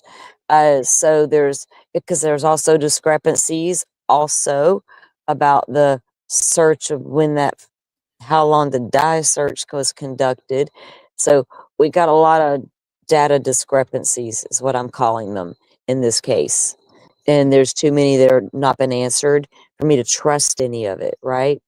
Yet. So the biggest thing that they need to prove, the state, is that he was still hit by a vehicle. And that's what caused the injuries. And they haven't got me there. So that's their Right. problem. That's their problem if I'm their jury, at this point. So they failed to prove that. So it's going to be easy for the defense to walk in there and throw a lot of reasonable doubt. Well, there's so many like either circles that like don't overlap nicely. So really you'd be thinking that the Commonwealth's case needs to be like a bunch of closed discs or circles or loops that are stacking up on top of each other, right? Sounds weird, Well, but at the yeah. moment they're kind of all these open like curtain rings that are all higgledy-piggledy. There's no So one if I clear took thing. away, if I decided to take away their data discrepancies and then just go based on the injuries alone to this man to get me to a vehicle did it, they still failed to do that part too, right? So they got a couple of things they failed on, period. And then you got all the in-betweens, the crime scene or the scene itself, the lack of securing the scene, not knowing where these pieces came from, the same person finding them over and over at random times, somebody riding by and seeing a piece of it here and there. No, there's just too much. Red Solo cups and a leaf blower on top of that. You put all these things together on top of the other things, It's just a lot that they are like, it just feels messy. And then I keep hearing about, if I'm the jury, I'm hearing about this dang Proctor guy over and over. And the defense has did a damn good job of pointing out how he was the lead investigator. How they had a whole binder of the entire case where he signed every piece of document in there, right? How do you So deny that? exactly. So in Alan Jackson's opening statements, he did talk about a lot of things. At this point, even though the defense haven't begun their case in chief, for you as a juror, are you thinking, well, so far the Commonwealth shit ain't lining up? They No, haven't. because, yeah. Are And you here's the getting? thing Are you? too. These injuries, because the defense did come in and say something else caused this. Now, the one thing when the doctor was testifying about what could have caused the injury to the back of the head, like falling back on the frozen ground, well, also could have been a hard floor. The defense should have pointed that out as well, but they went and pointed out again, which they had already done a good job of. They reiterated that injury to the eye, the abrasion, the cut, whatever you want to call it, and then the raccoon eyes and that fracture was separate from the back of the head injury. Two different things caused that. So in my mind, I'm still thinking there's a chance that man was punched. And when he was punched, he fell backwards and hit his head on the floor. When he went Right. to hit the floor, is that when a dog lunged and grabbed the arm of this person? Because that's what a dog does when their owner is in an altercation. Yes. Yes. So really, as much as, because in the first trial, the defense sort of shot themselves in the foot in many people's opinions, even though it was so spectacular. David Yanetti's opening statements, like Karen Read was framed, but they kind of put the onus and the burden of proof on themselves accidentally. Whoops. So this time Well, round, even though humans like to have a beginning, a middle, and an end to stories. They like closed loops. That stuff doesn't really matter, right? So if there's so many possibilities of what could have happened, but none of them seem to be yeah. pointing to an actual vehicle Right. I pedestrian don't think that, strike.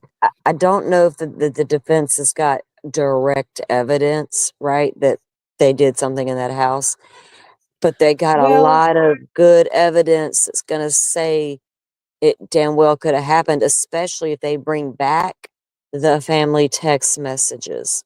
mhm, Just say the guy didn't go in the house. Carrie's telling them everything. The tone of that appears to be, I think the defense has got something there if they really want to show a conspiracy to cover up what could have happened in that home. Because they did but kind of shift, not they didn't shift the burden, but they came in with a story. Now, show me a way that could have happened, because that's what happened in the Casey Anthony case. He absolutely showed you an alternate way it could have happened and why. And that hit home with the yes, jury because there was a lack of evidence from the crime scene that tied Anthony to that scene, right? And that's not our fault. That's just what it was. So there's a lack of evidence here, and the evidence you do have is highly questionable. How it even got there is questionable, right? Now, when you say there's no, the defense don't have any direct evidence of what actually happened. Like, is Agreed. there, Have like, you do heard? they have, Have you? Yes. go So, have ahead, you heard of go ahead. Steve Scanlon? Have you heard of Steve Scanlon? He's on the Mm-mm. witness list for the defense. So, Like, initially, Steve Scanlon. Initially, David Yannetti, when Karen first, she didn't really know what happened. I don't think she still doesn't really know what happened, but it certainly wasn't. Doesn't right, matter. It doesn't matter what she says, right? So right. anyway, it took them a little while, and David Yannetti said something on the steps of the courthouse along the lines of, "If she did hit him, it was an accident. You know, there was nothing, no Yeah, intentionality here." But then this guy Steve Scanlon came and he he basically was the one that pointed Karen's defense team in the direction of the McAlberts by saying, like, people are talking in the town. He's a police officer. God, chat's going to have to point me in the right direction. I've started this story with really Okay, bare bones so details. So Steve Scanlon was the one who said, no, there was a fight in the house, in the basement. John was having mhm. seizures, convulsions, and vomiting, and yada yada yada. So they're actually, and so people were sort of in the social media world were calling on, imploring Steve Scanlon to come forward and actually testify. I think he was like, not my circus, not my monkeys. I pointed you in the right direction. I don't want to have So anything else to do with it. yeah. So Well, here's the thing. If John was punched and he goes backwards and he hits his head on a hard floor in the basement, causes a head injury, him having seizures and vomiting is going to be a natural reaction. exactly, yes, exactly. So, Yeah, and I think that the defense can do a lot to say that those injuries were caused by that type of an incident. yes, Right, because yes, and they didn't argue a hard surface didn't cause the back of that head injury.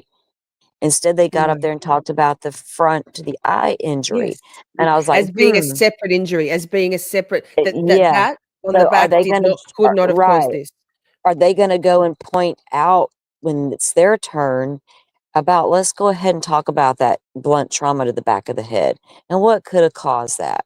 It could have been caused when he hit the hard floor. And the dog But attacked this him at that stuff, point. yeah, If I'm the yeah. defense attorney, that's what I'm going there and telling him. That's what I'm gonna go say.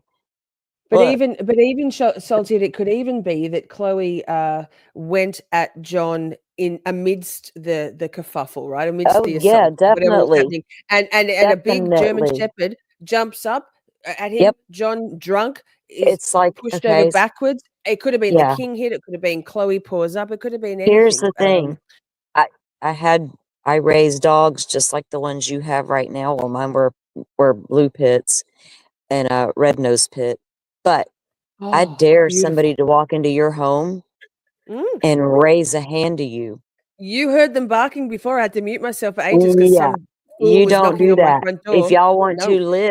If you want to live, do not walk into this woman's home and raise a hand Mhm, to her. You're not going to like mhm. the end result, and those dogs are going to absolutely do their job, Yeah, right? yeah, So, and that's just the right. way it is. So, yeah, if your owner is in a scuffle or a fight, if you're a dog, you're gonna react, and your instincts to Absolutely. protect your owner, right? Yes. And to go after the And Chloe person, and Chloe right? was a Go after, reactive dog too. She wasn't right. good with other people. That's why they would Right, have her either in the bedroom or the basement when there was visitors because she because just wasn't socialized. and I don't Mm. believe for one instant, because I've seen what a pit bull can do to a man when they bite. Um, John didn't die because that dog got him in the arm. That head trauma got No, John, right? that's ancillary. Yeah, that's just a Yeah, clue. Chloe actually did, exactly. she did Mhm. John a service there. Um, it's Yeah. wild. Yeah, Yeah. Shelley says. So it's just I can still get behind the whole theory, because also the phone data says that man walked all the way up to 80 feet, right, to that home. Like he made it to the door at least. But people are at the house are saying he never came to the door. We never saw him. Jen's like, I'm texting him, pull up behind me. I'm looking out the window. I never see him, blah, blah, blah. But the phone data discrepancies say otherwise. Mm. So my theory is But yeah, go. when Sorry. Carry on. she pulled up and the Nagel and Ricky were behind them, because they weren't like dead behind them. They were just like a couple of seconds back there because they had to navigate the turn as well. And Karen pulls up just beyond the driveway. There's other cars parked there. Did John get out and start walking toward the door? They're approaching even closer now, but they don't see him because those other vehicles are blocking their view of John. Is he at the door by then? I don't know. Has he made it into the house? And he never comes out at that point. And then when they or behind Karen, she pulls up even further. They still never see John, so it makes sense. He's already in the damn house. They never see him. They go to pull away with the dome light on. They still don't see John O'Keefe. Where the hell did he go? Mm. So did he disappear between Cedar Crest and the freaking front of the house? Just poofed into thin air? No. Or did he get out and walk in the house and they just didn't see it? I Now don't know. the verbiage of Jennifer McCabe talking about when Alan Jackson alerted her for the first time ever to the garage door. So there was the three doors. There was the front door, the side door, and the garage entrance. And Colors has a theory that it happened now in the garage. And when you also think about Jen saying, what did she say? What happened inside the house and what happened outside the house has nothing to do with the people that were inside of the house, or words to that effect. That's new verbiage also. And people don't, even someone like Jennifer McCabe, don't say things without a reason. There's a utility to her saying that. And Alan Jackson asking about the garage, it's mind-boggling and maddening.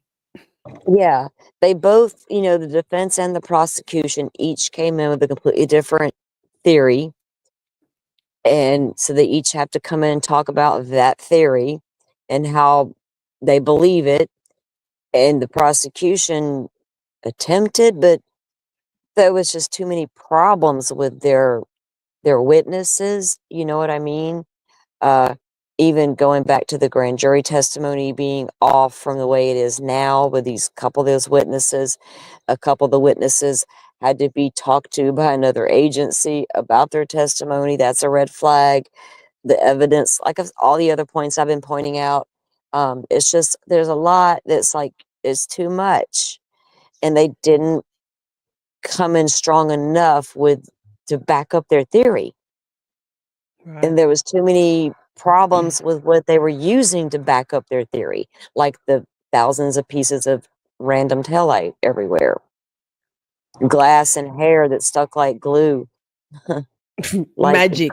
The glue, right? I yes, mean, Shelley says the fact that we can all come up with alternate theories screams reasonable doubt. And I think it was Tony or someone said before, if they walk into, I think it was someone suggested that the defense in their closing should say, if you all walk into that deliberation room and have it could have been this, it could have been this, that there, like what yeah, Shelley's saying, is reasonable doubt. And I think all yeah. these open, unclosed circles that you have and that even we Well, have, it I suggests think that the that's jury must why, be on the same okay, page. I think the final, if that's with all the bullshit aside, to get there, it's going to have to come down to the people who are going to testify as to what happened to John O'Keefe. Was it a car vehicle accident or not? What caused the injuries? Not really even a question anymore is how he got out there, when he got out there, when certain searches were conducted, Mm. all this cell phone data discrepancy bullshit. What happened to him? What Yes. caused these injuries that we see? So the defense needs to give me a really good reason to believe, because like I said, the prosecution failed to really get me there that a car caused it, even with all their broken taillight pieces. Because I don't know how you got all those taillight pieces. I understand as a juror, there's problems with that, right? If I'm paying attention, I understand there's problems with how was it broken? Was it not? Was it removed at the Sally port? Was it not? Where was Proctor when I got all that, right? So Mm. now that, if they come in and really show me that is another way, right? Like a punch. I'm fine with that because the state's failed to prove otherwise, right? So it's going to be easier Right. for the defense to come in and say, here's how this could have happened as well. Right. Now, I'm just going to say, defense rest said he wasn't beaten. The swelling in the eyelids from frontal Well, impact, there's a swelling is difference here's the difference, okay? There's a difference between being beaten and being punched.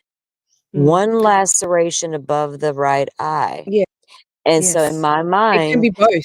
Both can be I, true though, right? He can get a punch because, sorry to interrupt you, Salty, but the yes, testimony from who was it? Was it from Paul O'Keefe and was it from uh Kerry that said one of his eyes? One of his eyes. So he could have been one punched and have eye. a swollen eye, and then that basal fracture then Look, gives the when my ecchymosis son of both of them fell, over yeah, time. it's weird because both of my boys are the ones that did the injuries to themselves. But my other boy, he was like 4 or 5. And he's running at grandma's in the concrete driveway and he fell and he planted face first into the concrete. And he had like the Fred Flintstone goose egg, right? Right above in the Mm. like in the middle of his forehead. And he had the biggest raccoon eyes you ever saw. It was Mm. horrible, but it was like one pop, you know what I mean? So when I'm hearing the injuries, I'm trying to put together in my mind what caused that bullshit. Was the car did just this and this and this? Or when I say punch, that's not beating in my eyes. Beating is Mm. boom, boom, boom, boom, boom over and over. I'm talking about one punch hard Mm. Yeah, to because that somebody left who's a like laceration somebody over who's his eye, intoxicated, right? and Yeah. yeah. He's Now intoxicated. I don't know how Billy Badass Higgins thinks he is. Does he work out? Does he ATF no, style look this at him. guy? He's a You know, fat we see slob. him in the, yeah, I mean, I don't know which one of them punched him. Um, I really don't know if that matters as long as one of them did, right? You know what I mean? I'm talking about the Bryans. Um, Yes. but I'm still imagining one punch and did that one blow cause him to go backwards, and that impact to the floor is actually what caused the injury that killed John O'Keefe. Yes. That's when Now, panic mode set in, right? What do we yes. do now?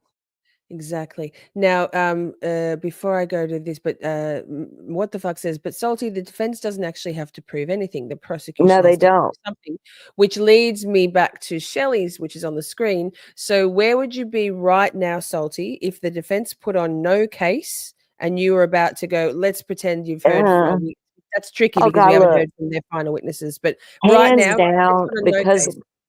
well, here's the thing, because of their charges, hands down, no, not guilty. Nobody was On all murdered three. here. Nobody On was all three. murdered here. Yeah, at this point, because they still failed to prove. Okay, so if the defense didn't even put on a case, there wouldn't be an alternate theory. Just a car hit him, period. Well, no, But no, they, the defense have been I mean, cross-examining to their theory, but if they didn't put on an actual case in chief at the end, so there, there was I don't need the state, I don't need the defense to prove, and I totally and I said that from the beginning. I know that the defense doesn't have to prove anything, right? But the defense came in and told me something different happened. Not just that that's not the way it happened, but that's not what happened. So they don't still got to prove that to me at all. But I expect them to come in and show me why those wounds weren't caused by that car. Not do they need to prove that, but to reiterate why they could have been proved another way. They don't have to prove that they were done by anything in that house, right? But they're going to show things. Look, those family text messages are going to add up to back up their theory. And these are the things they're going to point out in my mind to me going forward when they bring when they come to unfold what they said in the opening statements, that he entered the home, these injuries occurred in the home, and here's how. Not by this right. car, right? And then they're also going to factor in that somebody who collected all these pieces probably planted that stuff because this didn't even happen, right? So So, that's what so I'm you, talking about. They're just going to come in and yeah. reiterate things and point out more that the prosecution failed to prove. And she's only going to back up their theories, right? That's all they got to do. So yes. So Ian Runkle talks about the prosecution's case is that they are building a boat, and as they go through their case in chief, they're building a boat, and by the end of their case in chief, the boat needs to be watertight and it needs to be able to sail and float. Yeah. So if they aren't building that sturdy boat, and if the defense, if they weren't to put on in any trial, if what the defense successfully does is poke holes in everything, and I feel like the defense has basically taken a bazooka to almost every Yeah. single witness, or the witnesses themselves have kind of helped the defense more than the Commonwealth. So do you feel that it's a leaky boat at the moment? Do you feel like it's just a bunch of Yeah. wood Yeah, all well, piled up? here, look, I think people are misreading what I'm saying. I don't need more from the defense, right? I really don't, because they've already planted the seed for the alternate theory. And that's in the back of my mind. Otherwise, I wouldn't be thinking someone could have punched that man and him fell back on that wood floor. I feel like the defense is absolutely going to tell me the story. I don't think they got nothing to lose. And I think the jury is like, they're ready for it. They're like, bring it, because they believe it that could have happened, right? And they want to hear Right. more. Not because they want to need to hear more, but it's just going to reiterate how the states failed to prove what they're telling us. Because they have literally fallen short on their evidence and the whole 9 yards. I pointed all that out earlier on what Yes. I think their So, problems are.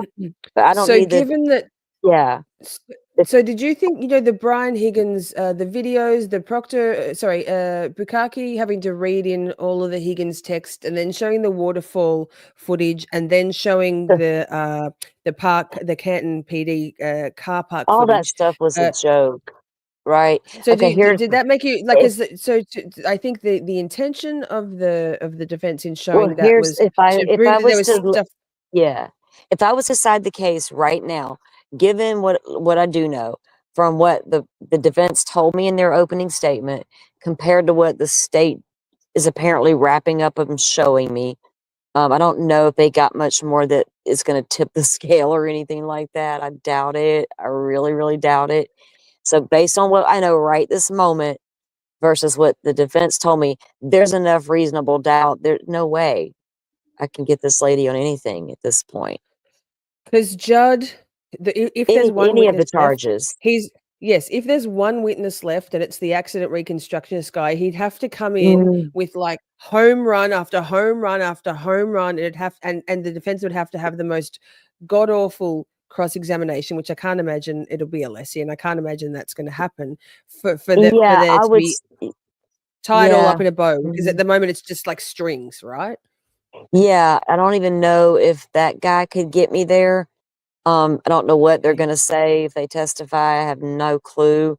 But It'd have to be considering what some I've pretty heard fucking about this convincing shit, car's right? movements already, right? Considering what I know so far, and damage to an SD card and this, that, and the other, okay, all this stuff I know already. I don't know how much more this guy they have is going to bring to the table. I'll listen to what he's got to say, but I really want to hear from the defense accident person, because they're telling me a car didn't do this. Regardless of how they think it happened inside that house or whatever, It doesn't matter. uh, Yeah, they said it that the doesn't car matter. didn't do that. So it'd be interesting to see why they think a car didn't do that.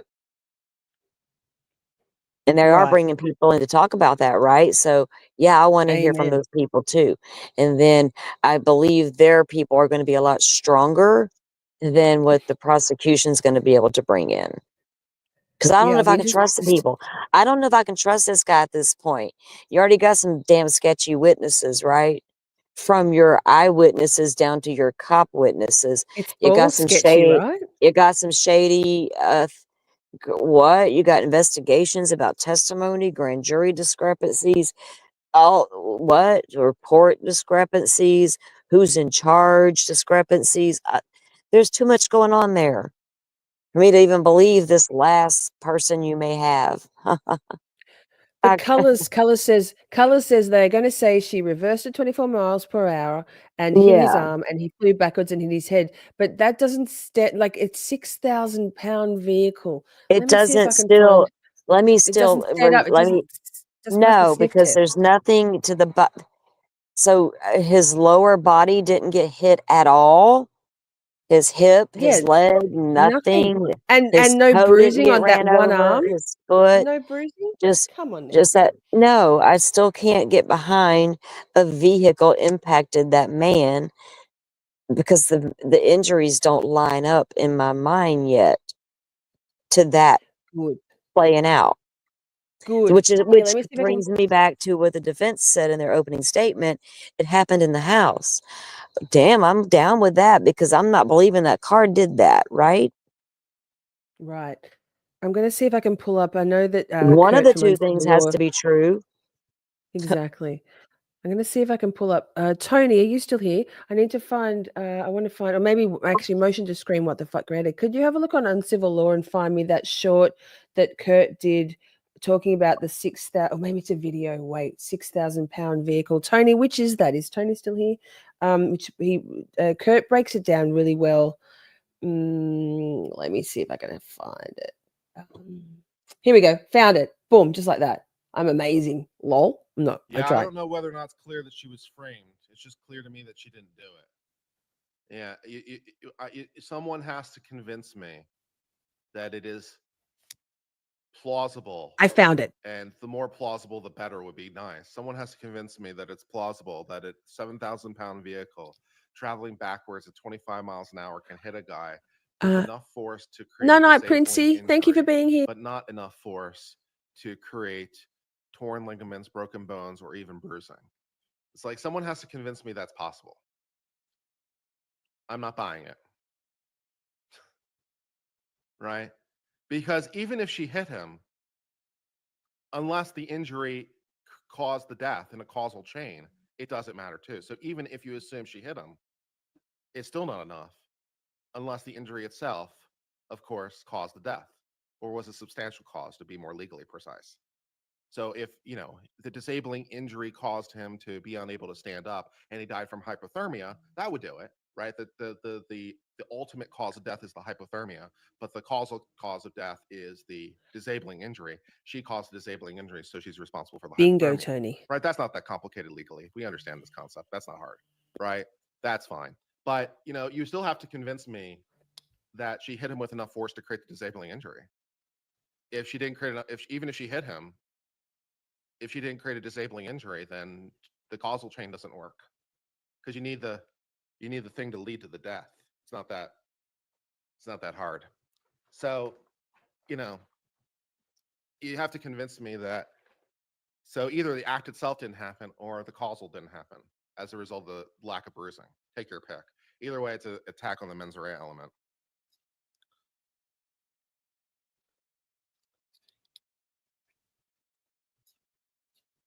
Yeah, and if you think that those marks on his arm were caused by pieces Yeah, I of can't. shattering tail That's as leg, loud as it goes. like I've got a bridge to sell you.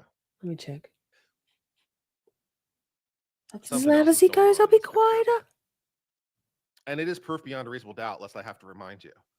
So not only do you have to convince me it's possible, you have to convince me it's possible with enough assurance that I can get the proof beyond a reasonable doubt. And seeing as basically at this point, I basically have proof the exact opposite way around. You have a long way to go. So, right, if proof beyond a reasonable doubt is 95%, when it comes to like the actus reus, it's like 5%. So it's basically proof beyond a reasonable doubt the other way around. So that's not a problem. We only have 90% to go. No problem.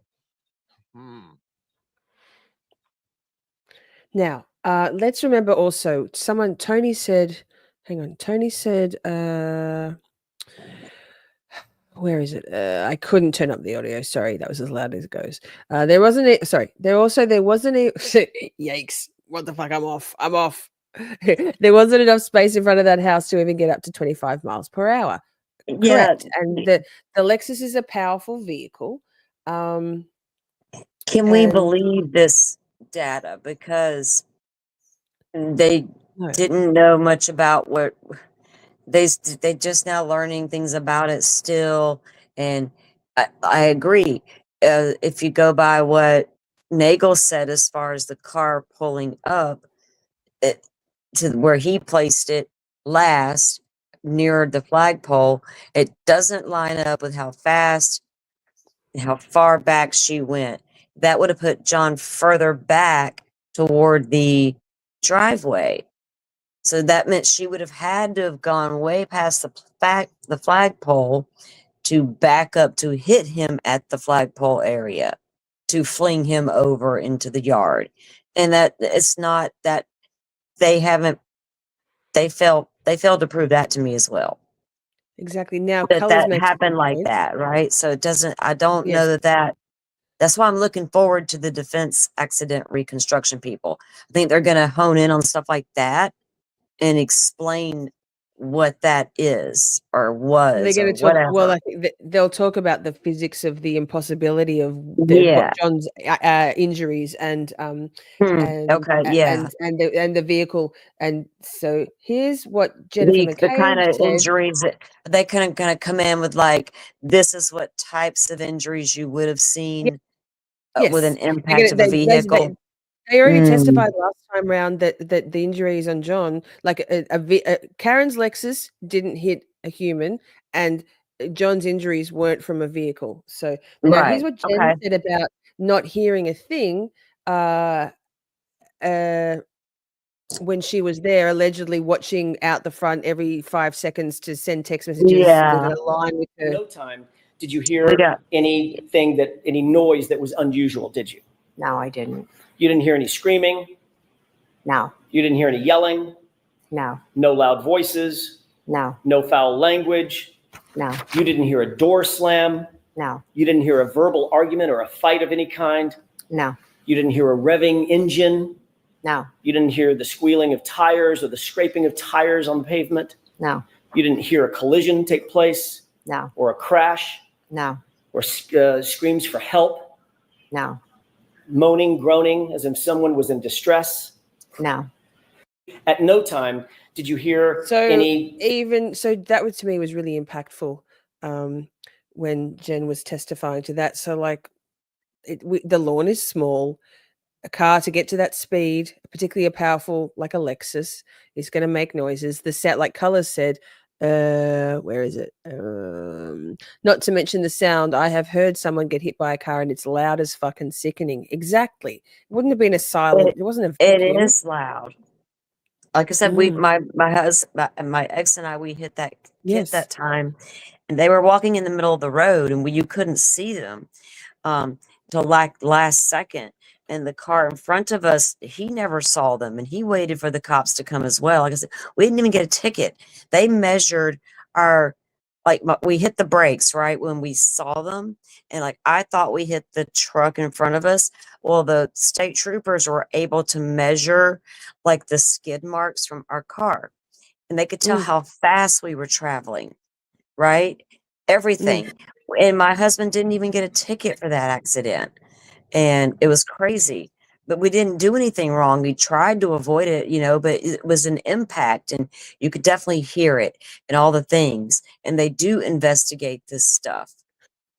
And they can tell if accident versus intent, things like that, just from taking measure. None of that was done there.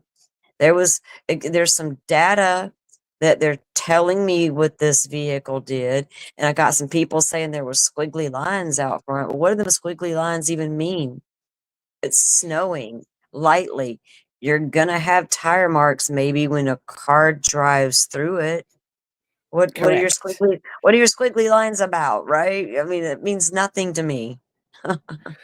Now, Tony says, I think ShaNon's data showed that the car event took 8 seconds to complete. Is that the 3-point turn, though? Because that wasn't even on Fairview. That was on Cedar Crest. If there was even Crest. if there was even 60 feet of space, your average speed is only 5 miles per hour. This is real maths and sciencey for me, but I'll read it and pretend I know what you're saying. Assuming linear acceleration, then you get to 10 miles per hour at the instant of impact, right? It's not science. It's like science and physics and stuff. Yeah. It's scientific. It's physically not possible for Karen in those conditions, having drunk, to have done that silently and to have left with just some tail light pieces Yeah. magically scattered around. I mean, I've backed up cars and trucks, and boats attached to trucks, and things. And, Yes. you can go fast, you can go slow. Are you a good backwards driver or are you not? Right. Like, I don't know, but we all know that if they want me to believe where the impact occurred, she's got to be up further, away. And they tried to say she was further up past the flagpole. But like I said, there's a lot of discrepancies, even in their witnesses, about what this vehicle was actually doing and when, and what his phone was doing and when. And don't come at me with your syncing up the phone bullshit. I don't want to hear with it. all that No more than I want. drift. No more Such than I want to wild. hear about Jen's crazy phone deletions and tabs moving into the background and back to the front again. Quit it. Y'all sit down with that stuff, because I'm gonna take that now. I'm taking both of those things and move them off the table. Get out of my way. Give me the evidence, right? And show me that man was hit by somebody's car, because No. it doesn't look like it was. Exactly. This, I actually not sometime without a last doubt. year. Not No. without a doubt. Last year at some point I decided to be a scientist myself, and tried had a test to see how fast, admittedly in kilometers per hour, but anyways, Right? in reverse, to see how it felt like in a car park. And I think it got up to like maybe almost 10 kilometers an hour, which I think is about 4 miles per hour. It felt hectic in good conditions at day sober, in the daytime sober. Yeah. It's just like, it's people like Turtle Boy Aiden tested it out in summer in the daytime and on 34 Fairview, and like it's a near impossible maneuver, whatever it was. And I feel like this trial, they haven't actually, the Commonwealth haven't yet really articulated exactly what the mechanics of that action were, because last time they said, originally they said she did a 3-point turn at 34 Fairview, but also in that 3-point turn backed up at 24 whatever miles per hour. I don't feel like they've said. Okay. So if they Am I- claim that in trial 1, that the Yep. 3-point turn occurred in front of the home, but they now say, no, that was over here, then how can I trust this backup maneuver stuff? Mm.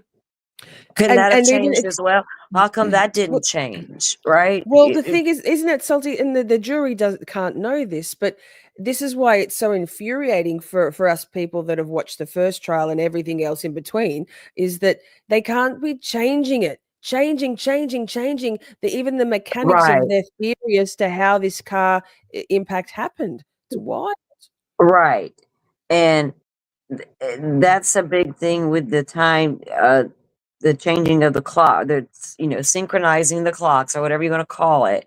That's BS. The drift. It's that, yeah, the drift this late in the game, and all of a sudden you got this new information. Well, what about updating all the other information then?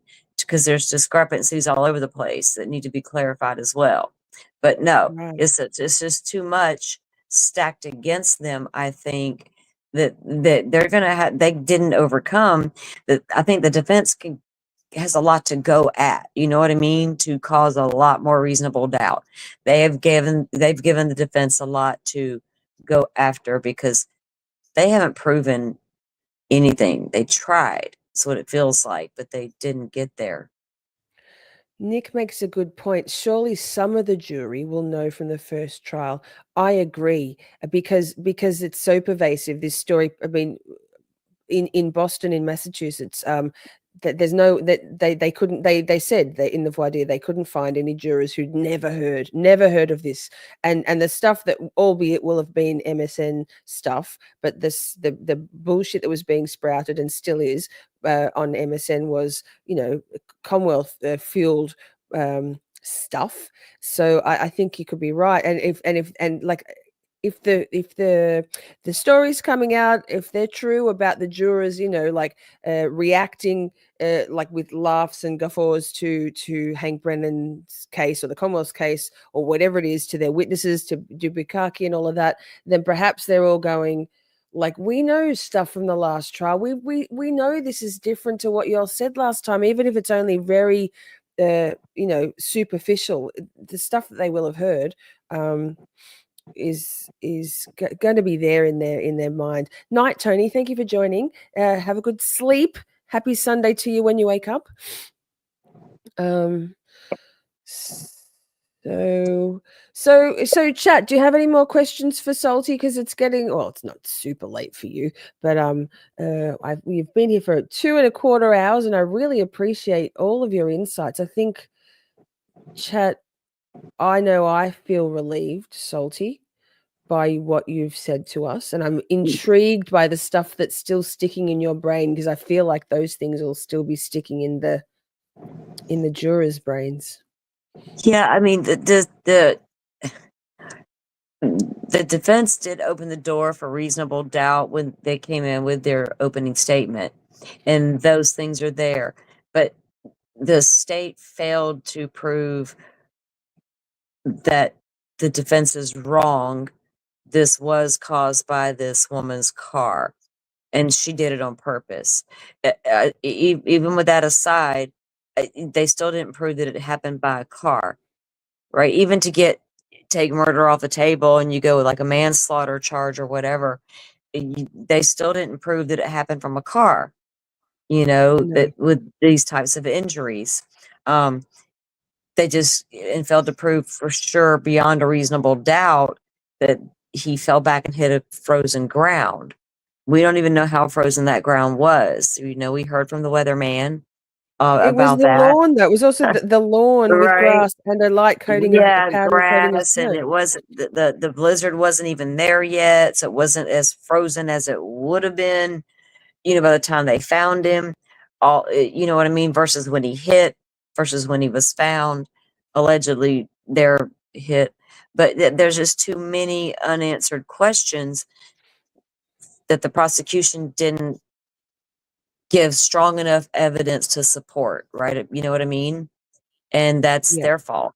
If they didn't So they didn't bring enough they didn't have a strong enough evidence to really support the things they were saying happened, their claims. So even if the Commonwealth can they'd have to bring out Judd Welcher, and if there's any others, will have to be so resoundingly convincing, legitimate, and the defense completely unable to poke even a single hole in anything they say for it to even budge the needle for you, because there's still a little tiny bit left of the Commonwealth's case left. Is that where you're at? I mean, I guess I don't have a lot of. I'm going to try to give that person the benefit of the doubt, but I don't have a lot of hope that they're going to bring it. You know what I mean? Compared to what I've seen so far. Exactly. If what we've just seen so far is an indication, right? There's like, well, Yeah, fuck. I don't think they got this like aha moment coming. I don't It's see not that Columbo. happening. Like I'll fall out of my No. chair as I'm streaming if that happens. Y'all don't hear from me for a minute. Y'all know I fell out of the chair. I'll be back in a second, kind of thing. Yeah, I don't. Right. It's going to take a lot for them to convince me what they've been trying to tell me is what happened, because there's a Right. lot of questions there, right? Okay. So, Salty, do you want to come on in 2 weeks? And I guess that's going to be towards the end of the defense's or middle of the defense's case in chief. Will you come back in 2 weeks and we can have this conversation again? Certainly will. Yeah, it's always a good time. I love it. And thank you, Amazing. chat. You guys have been great. I appreciate Next one. y'all. We appreciate you very, very much. What have you got on? I know you're streaming the trial every day. So if you want a sweet little cozy space to watch the trial, even if you just go and pop in and say hi and hit the thumbs up for Salty, she's doing that every day. But what else are you doing? Have you got stuff on tomorrow, or are you taking the day off? I'm probably going to go live for a little bit in the morning because there is something I want to talk about, but I won't. It's probably not going to be super long. Probably around 10 a.m. Central, probably. I haven't set it up yet, but yeah, probably in the morning. For a little while, I'll be on. Just a little bit of Salty updates. Sundays, cruisy Salty Sunday. When it happens, right? Yeah. So I got a couple little updates, but nothing major. I'll be there. I'll be late, but fashionably late, but I'll be there because I'll be up and at 'em for Okay. stupid peasant work. So I'll look forward to it. I'll see you in chat. All right. right. Thank you so much, Great. Salty. If you haven't already Thank subscribed, you. go and Thank you subscribe for to Salty. having me. Thank you for having me. You guys have a Pleasure. great night. Absolutely. Thanks, Salty. See you. Well, I'll see you in chat, but I will see you in 2 weeks. Whoop, whoop. This one. Chat. Thank you so much. Thank you to Miss Salty Sleuth Investigates. It's such an invaluable perspective to have, isn't it? Curiouser and curiouser. I'm so intrigued by, I guess it's hard to say because there's still another witness or so to go for the Commonwealth. But I find it so intriguing what's sticking in Salty's brain, what's sort of lodged there. And she takes notes, and obviously she has the chance an opportunity to talk about the case, which theoretically the jurors can't. But I think I thank you, Salty. I think it must be a fairly good indication, surely. Are we chat? Are we feeling relieved to a certain extent? One's in the chat if you're feeling relieved. One's in the chat. Yes, Nina, another nice visit with Salty Sleuth. Amazing. One's in the chat if you're feeling fortified and encouraged by the needle ostensibly not moving for Salty anywhere to close to beyond a reasonable doubt. Shelley says yes. Shandwan says yes. Oh, I'm waiting for a 69, but motion to screen what the fuck granted is still a little stressed about it. I mean, same, like Colors says, and Pokemon too, I think. We don't know what the jurors are going to do. Definitely come over to Salty's channel. Come on over. Well, oh yeah, because no Monday, is it? I forgot. No court Monday. Right. Colors, you are a tough nut to crack, but I agree. It's all we can do. We can only poll our 13th jury so much. Nick Blase's been doing whatever he's doing. What were you doing? Blowing snow? Memorial Day holiday, yes. Fuck. So we've still got a little ways to go, chat. Hey, my wife, Steph, sent me some American Cadbury Dairy Milk. I forgot to get a comparison.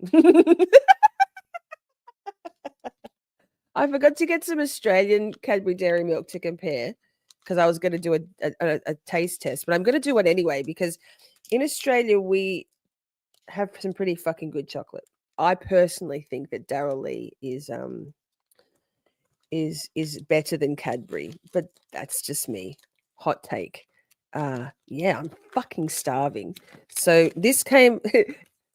So let me come to story time. Let's just have a little, like it's the end of Camp Shorty. We've been very, very sensible for a long time tonight. So Steph sent me a box of the most amazing things, right? The most glorious box of things. We're married now, including some feathers. I have these, I think these are turkey feathers, right, Steph? Lol. Some beautiful feathers. She sent me a turkey wishbone. It's in my other plate over there. So many cool things. But Steph posted it and then proceeded to obsess over the tracking of the package. It took a very fucking long time. She didn't in USPS or whoever's defense. Steph didn't put Australia on the address. And when she wrote Vic for Victoria, which is the state I live in, it looked a little bit like UK. Sorry. So we watched by way of screenshots, and Steph's stressing about it. We watched this package live its best fucking life, traveling around the world. It went to the UK, it went to England. We're like, why would it? I guess maybe that's a halfway point. Like, I don't know. It was like she thought it was going to come back to the States, and it got opened by. It finally did come to Australia. Obviously, finally it got opened by on the box. It was crossed out, and it was because it was UK. It was like crossed out, and it said Australia, Faulkner, Victoria. So, oh wait, another funny story. Wait. Another funny story. Steph and I do it. We text a lot, WhatsApp. And I was at work, and I don't even know. I must have replied to her text or opened something. I don't know. And next minute, I pull my phone out of my pocket to check something, and I see a video call, 58 seconds, to Steph. I'm like, fuck, sorry, man. Pocket butt video call. It is possible. It's possible, but you have to have not locked your phone. And it was so funny. She said I said, could you hear me talking? She's like, it just sounded like wind, but it was in my side pocket. Not that kind of wind. Anyway, I digress. Chocolate. So let me tell you how it tastes. Like, if it tastes as good as Cadbury Dairy Milk. It's better than murder cheese, surely.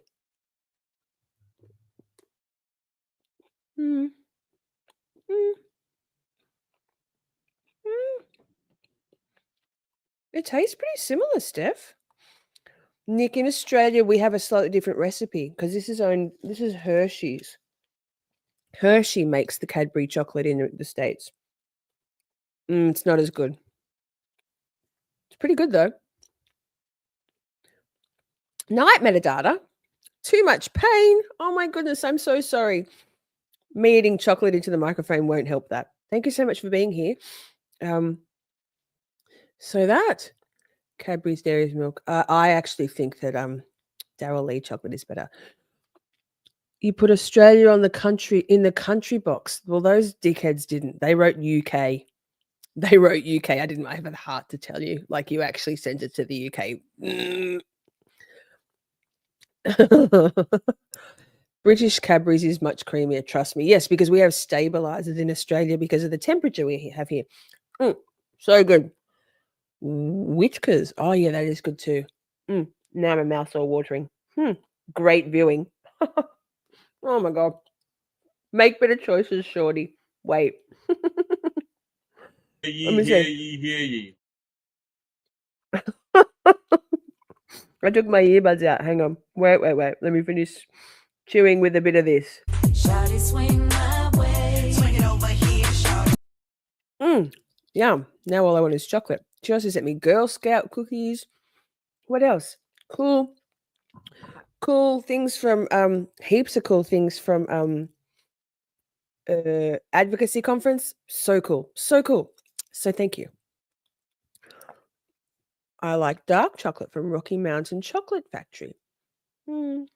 Dark chocolate is okay.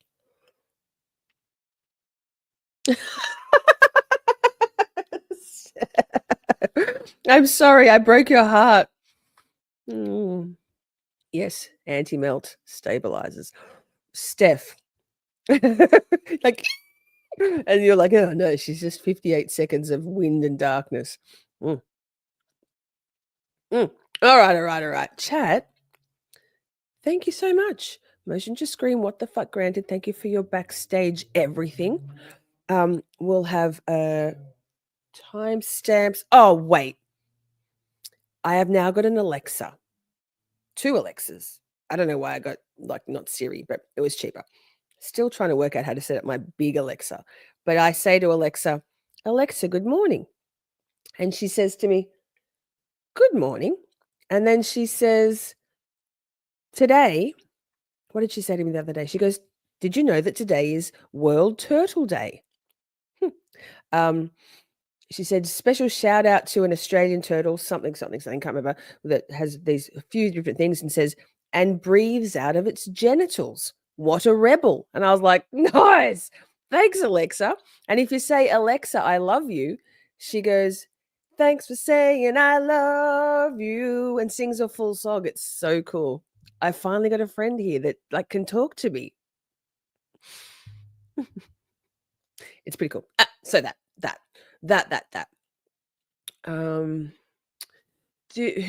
This is all a whole new world for me. A whole new world. So, what do we got next weekend, chat? We're likely going to do Psychology Corner on. Where should the screen? What the fuck, granted? You are so fast on the uptake. Thank you so much. I guess we'll do a bit more of Professor Sam Vaknin next week on Friday. And then we'll do another mega recap on Saturday. That we'll do the draw. Okay. Worst grifter on YouTube. Fuck. Thank you, mods. Thank you, shorties. Great conversation. Great factoids. Great questions. Did I say that? Great comments. It was a whole vibe. I love you all very much. Camp Shorty, y'all. Free Karen Read. Thanks to Salty. I wonder if we'll ever get Salty saying free Karen Read. Let's fucking go for next week, huh? I love you all very much, and I'll see you next weekend. Peace. I love you all so very much. We had a blast just chatting and stuff. Things may have gone a bit off the rails. Professional when all else fails. 'Cause chat is babe, so much to say. Emotes and all the caps out.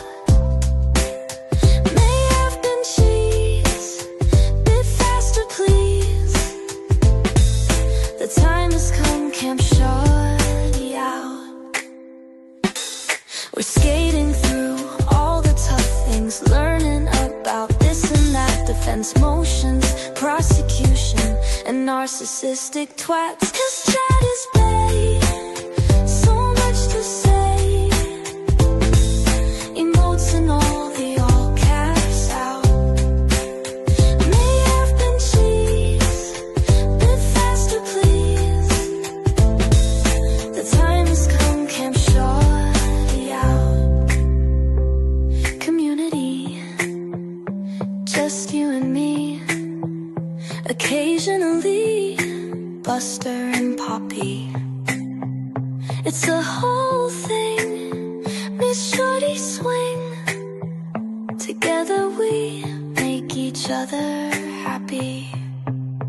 'Cause chat is babe, so much to say. Emotes and all the caps out. May have been cheese, bit faster please. The time